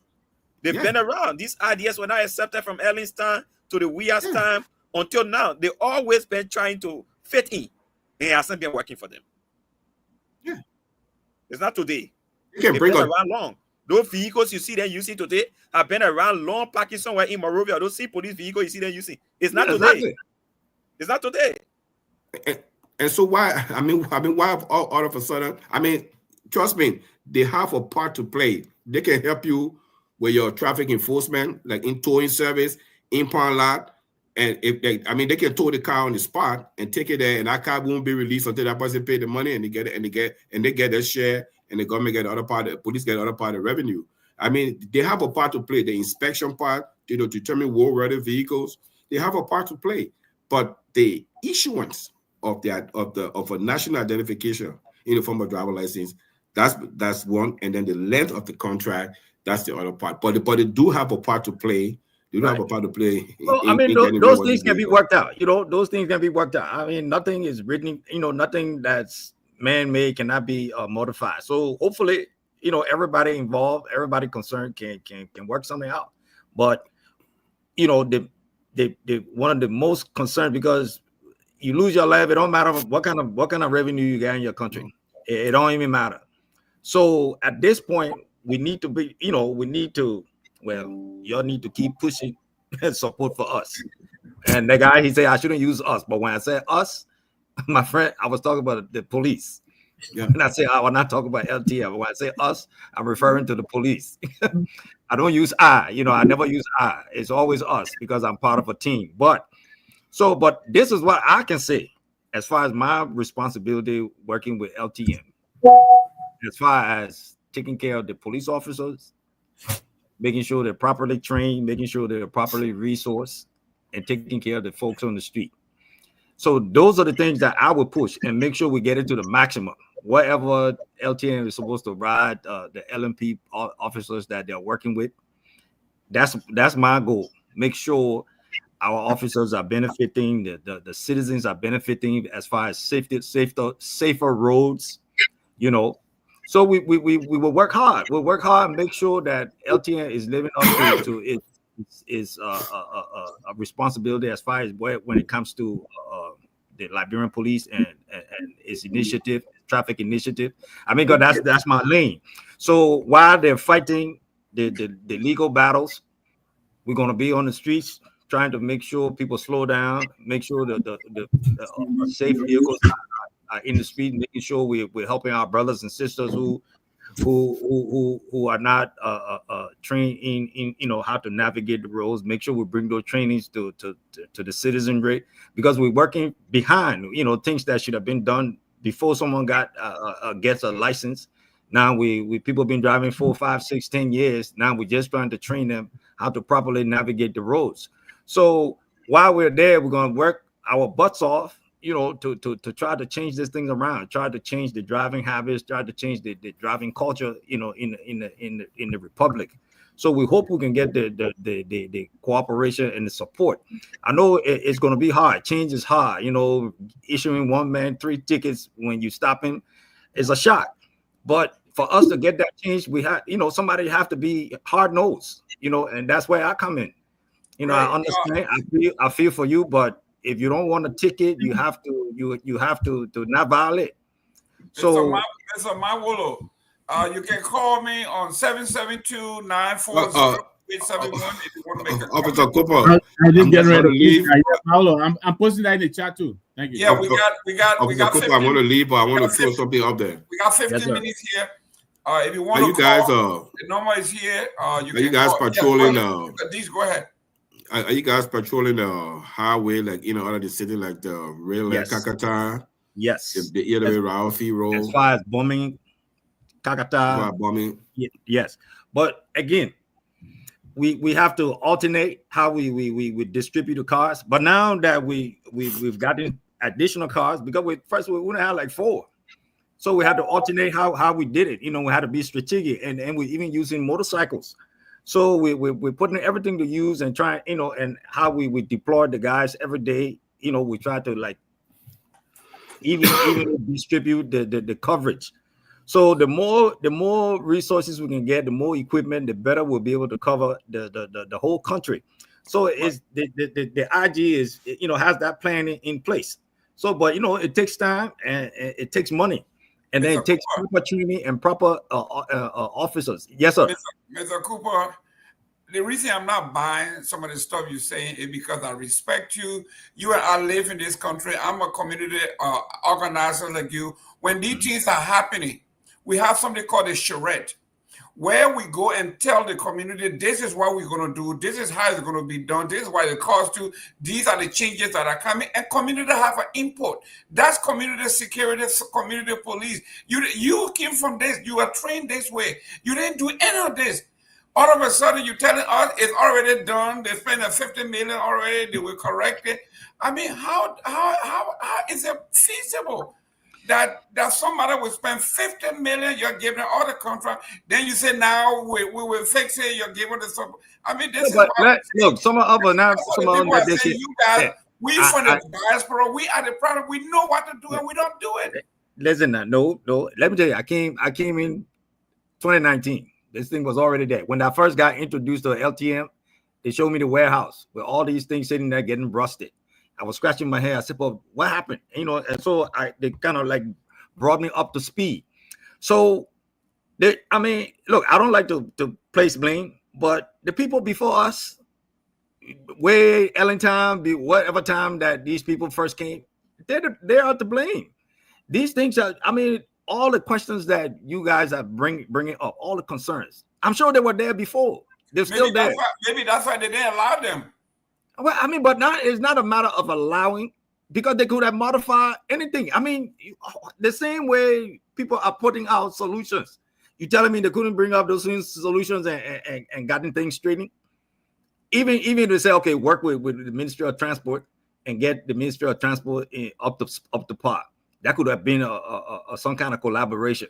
So the same questions you bringing up now, I'm sure they had those questions back then, but it could have been for different reasons why these things were not looked at and put together to benefit the country, benefit the company, and those kind of things. But I'm coming into the point where the battle, the fuss is brewing, and I'm trying to get in there and do what play my role.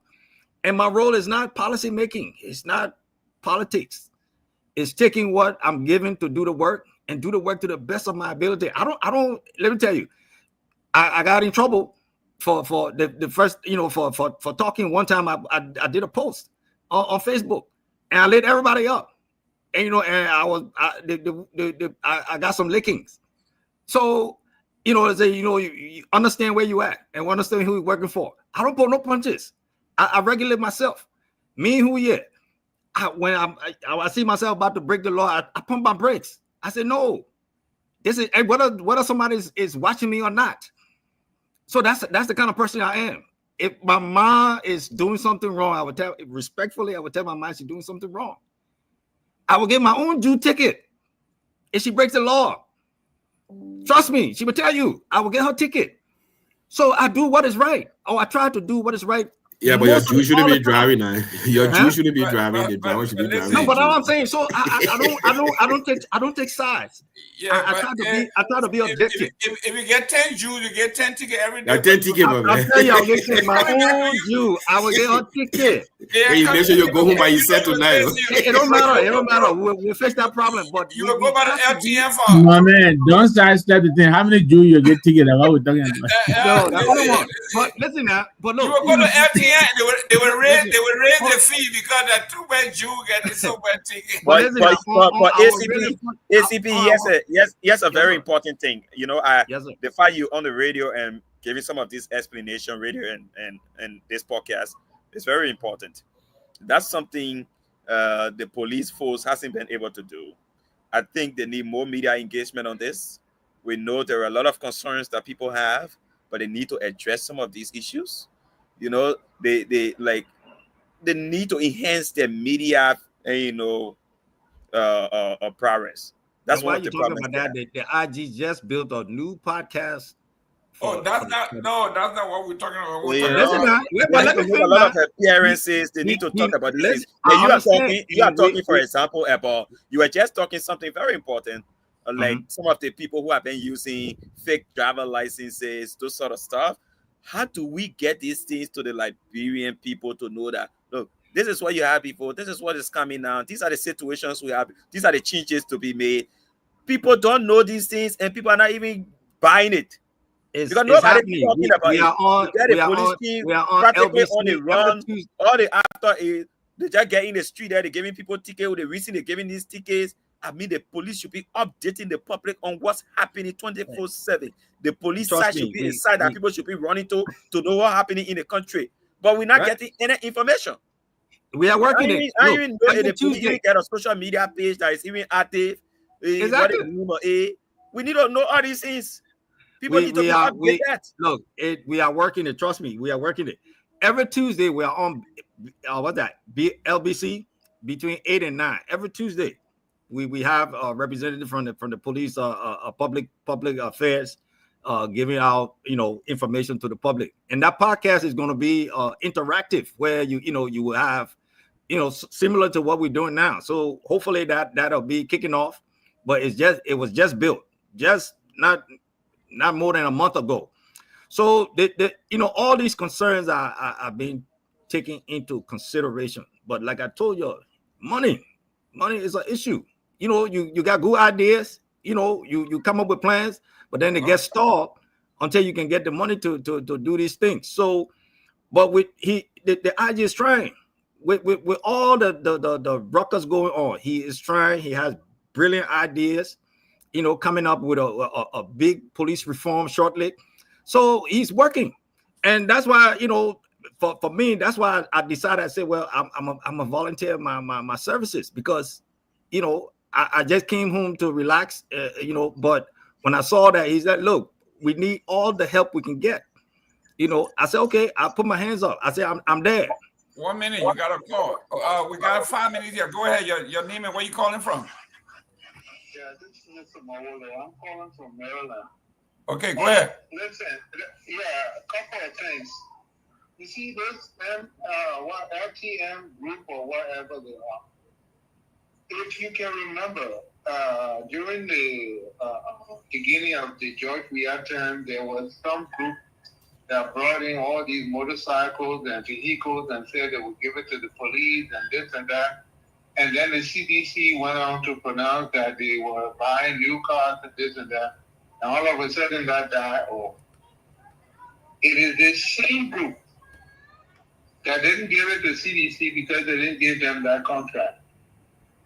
It is this same group that brought those same motorcycles and given them to the Unity Party government. The other day I saw Joseph Walker go out there talking about they got escort motorcycles for the presidential motorcade. They took him out there to go see them training.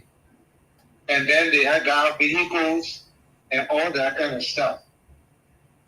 We got to be clear, we Liberians, got to be clear of what we want for our country and stop playing around with people fooling us with the same old thing all the time.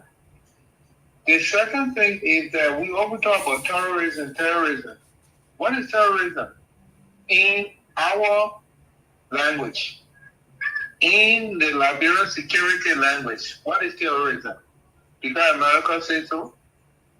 What is terrorism? We got to define for ourselves what it means for us. What it means for us. Thirdly, the thing about citizenship that people like to jump on and say, "Oh, we're racist because we don't have the security." America didn't allow black people or anybody to become citizens until they had all the security in place. Europe just recently started letting other people become citizens, especially black people. Why should we? You don't even have the educational capacity, nor the security capacity.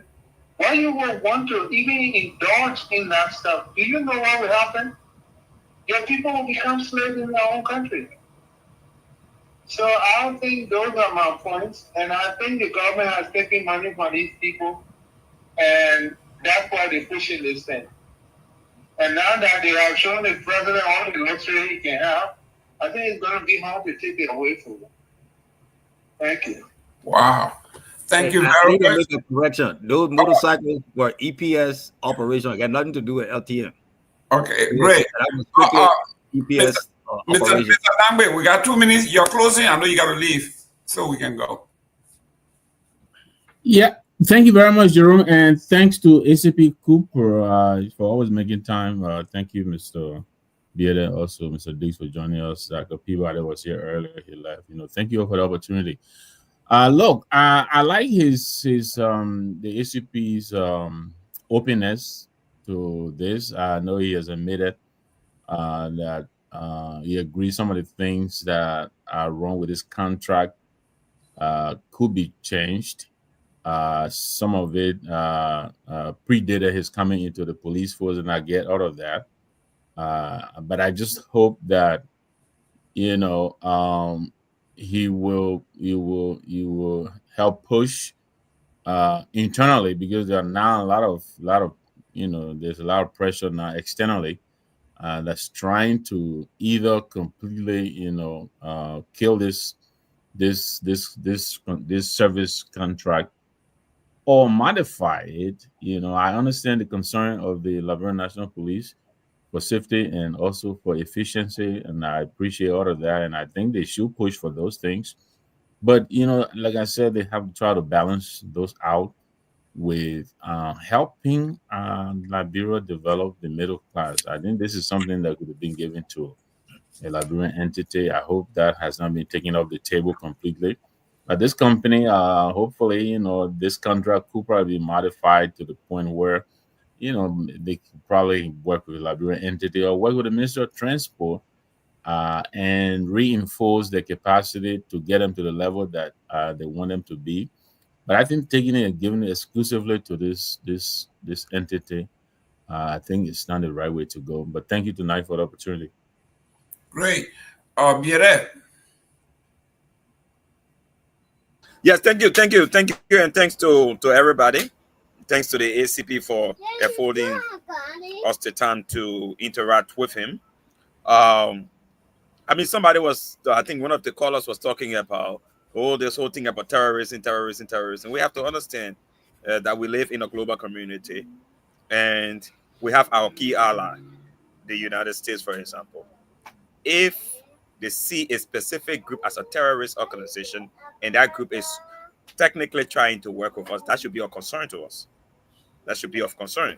It's not whether Liberia sees those people as terrorists or not, but we work with people who are investing millions of dollars through maybe companies that write support to our budget, whatever way. And if they see our partners to be people connected to those same sort of institutions, that should be concerning. And I think that's what we talk about. So in this thorough investigation, like the ACP was saying, we have the NSA and all of that, they got to be on that, because they say where there is smoke, there is fire. If you keep hearing from time in time, or why you think Ellen Johnson Sirleaf, as sophisticated as she is, she did not accept this deal. The George Weah time, it has some hitches along the line. There should be some intelligence provided on these sort of things. You can just come and run into them like that. Why you think these people brought all these vehicles, all these sort of logistics in the country when we are just come from war? Ellen Johnson Sirleaf took over, but she could not accept them. Have anybody asked her why? Have anybody asked some of the people around the Ellen's administration why they did not accept them at that time? Why the Weah administration did not see them go full blast? We need to ask the hard questions. It's not just about because they're coming to invest $50 million or something, so we just run into them. Are we concerned about the Liberians that are expected to lose their job? This is a president who has said the Liberianization policy will be key. He wants to see Liberians back to work. It's about think, love, and build Liberia. Are we going to build Liberia, think and love Liberia when we start excluding our own people who are in the system? So we have to look at all of these and take some keen consideration. I understand our system is reckless, it needs some overhaul, but while we're doing that also, we have to at least put our people number one. We have to focus on that, because one person in that country takes care of more than 10 to 15 other people, one working class person. If you start taking food from one person month, you're taking food for several people month. And that's why the protest is not any. This is the first time you see one day the Ministry of Transport people protesting, the next day the drivers on the street protesting, the next day even the legislature is confused right now. Where you get the House of Senate saying they agree with they agree with a deal. The House of Representatives saying they disagree with a deal. It's a whole confused state. It means something not right, something needs to be looked at, and we have to do it properly. Thank you very much. ACP, you're closing. Sure. So I appreciate the opportunity to come on again and defend the LMP the best way I could. I hope I wasn't one-sided too much, but I want to say something about the job issues. Everybody's saying people losing jobs. If me right now, as part of that special traffic enforcement team, they call me tomorrow and say your unit is going away, it don't mean I'm fired as a police officer. They'll put me. I will find other duties to do. There's a whole lot of other things I can do as a police officer. So I don't understand why these people haven't been fired, and the transport ministry has a large responsibility. Why aren't they being reassigned to do something else? You telling me only licenses and registration is the only function they know how to do? So I don't buy that part about people losing jobs, especially those folks. So I mean, it's just my kind of thinking. Because if they tell me traffic, you aren't doing traffic, I go and do something else, investigation, something. But on the serious side, we hope this whole saga can be, concluded amicably, where everyone's kind of wins. Where the people who would benefit more are the Liberian folks. you know, we have a epidemic, you know, accidents. People just dying left and right, left and right, left and right, left and right.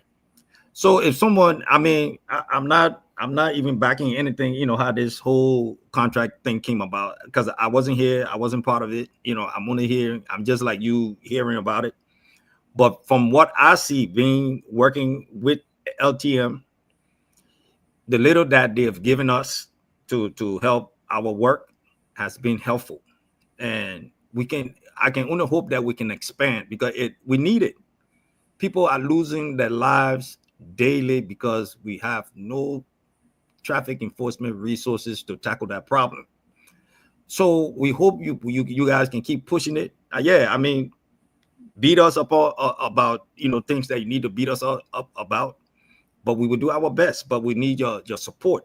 We need your help, both, you know, online and the public, because whatever we do as far as public safety is only for the benefit of the people. I mean, no one's need to be dying in 2025 just because of you know, unsafe roads. We're not in a banana republic. We just behind the power curve. Let me put it that way. We're just behind the power curve. So while we're trying to catch up, each of us doing our part, I mean, we gotta band together. You know, we are all one. We gotta band together and make this place, you know, our country better, safer for the people that will leave behind. For most of us on this thing, we on the second part of life. We ain't got that much left. So we got to do what we got to do to leave that country in a better state. The war devastated it, you know, took away a lot of time from us. But we can make it up in every facet of life. You know, everybody stay in their own lane and doing what we need to do to work together to make our country better. You know, so it is what it is, but we'll band together and work, you know, call out the what needs to be called out. We fix what we need to fix, and we keep it stepping.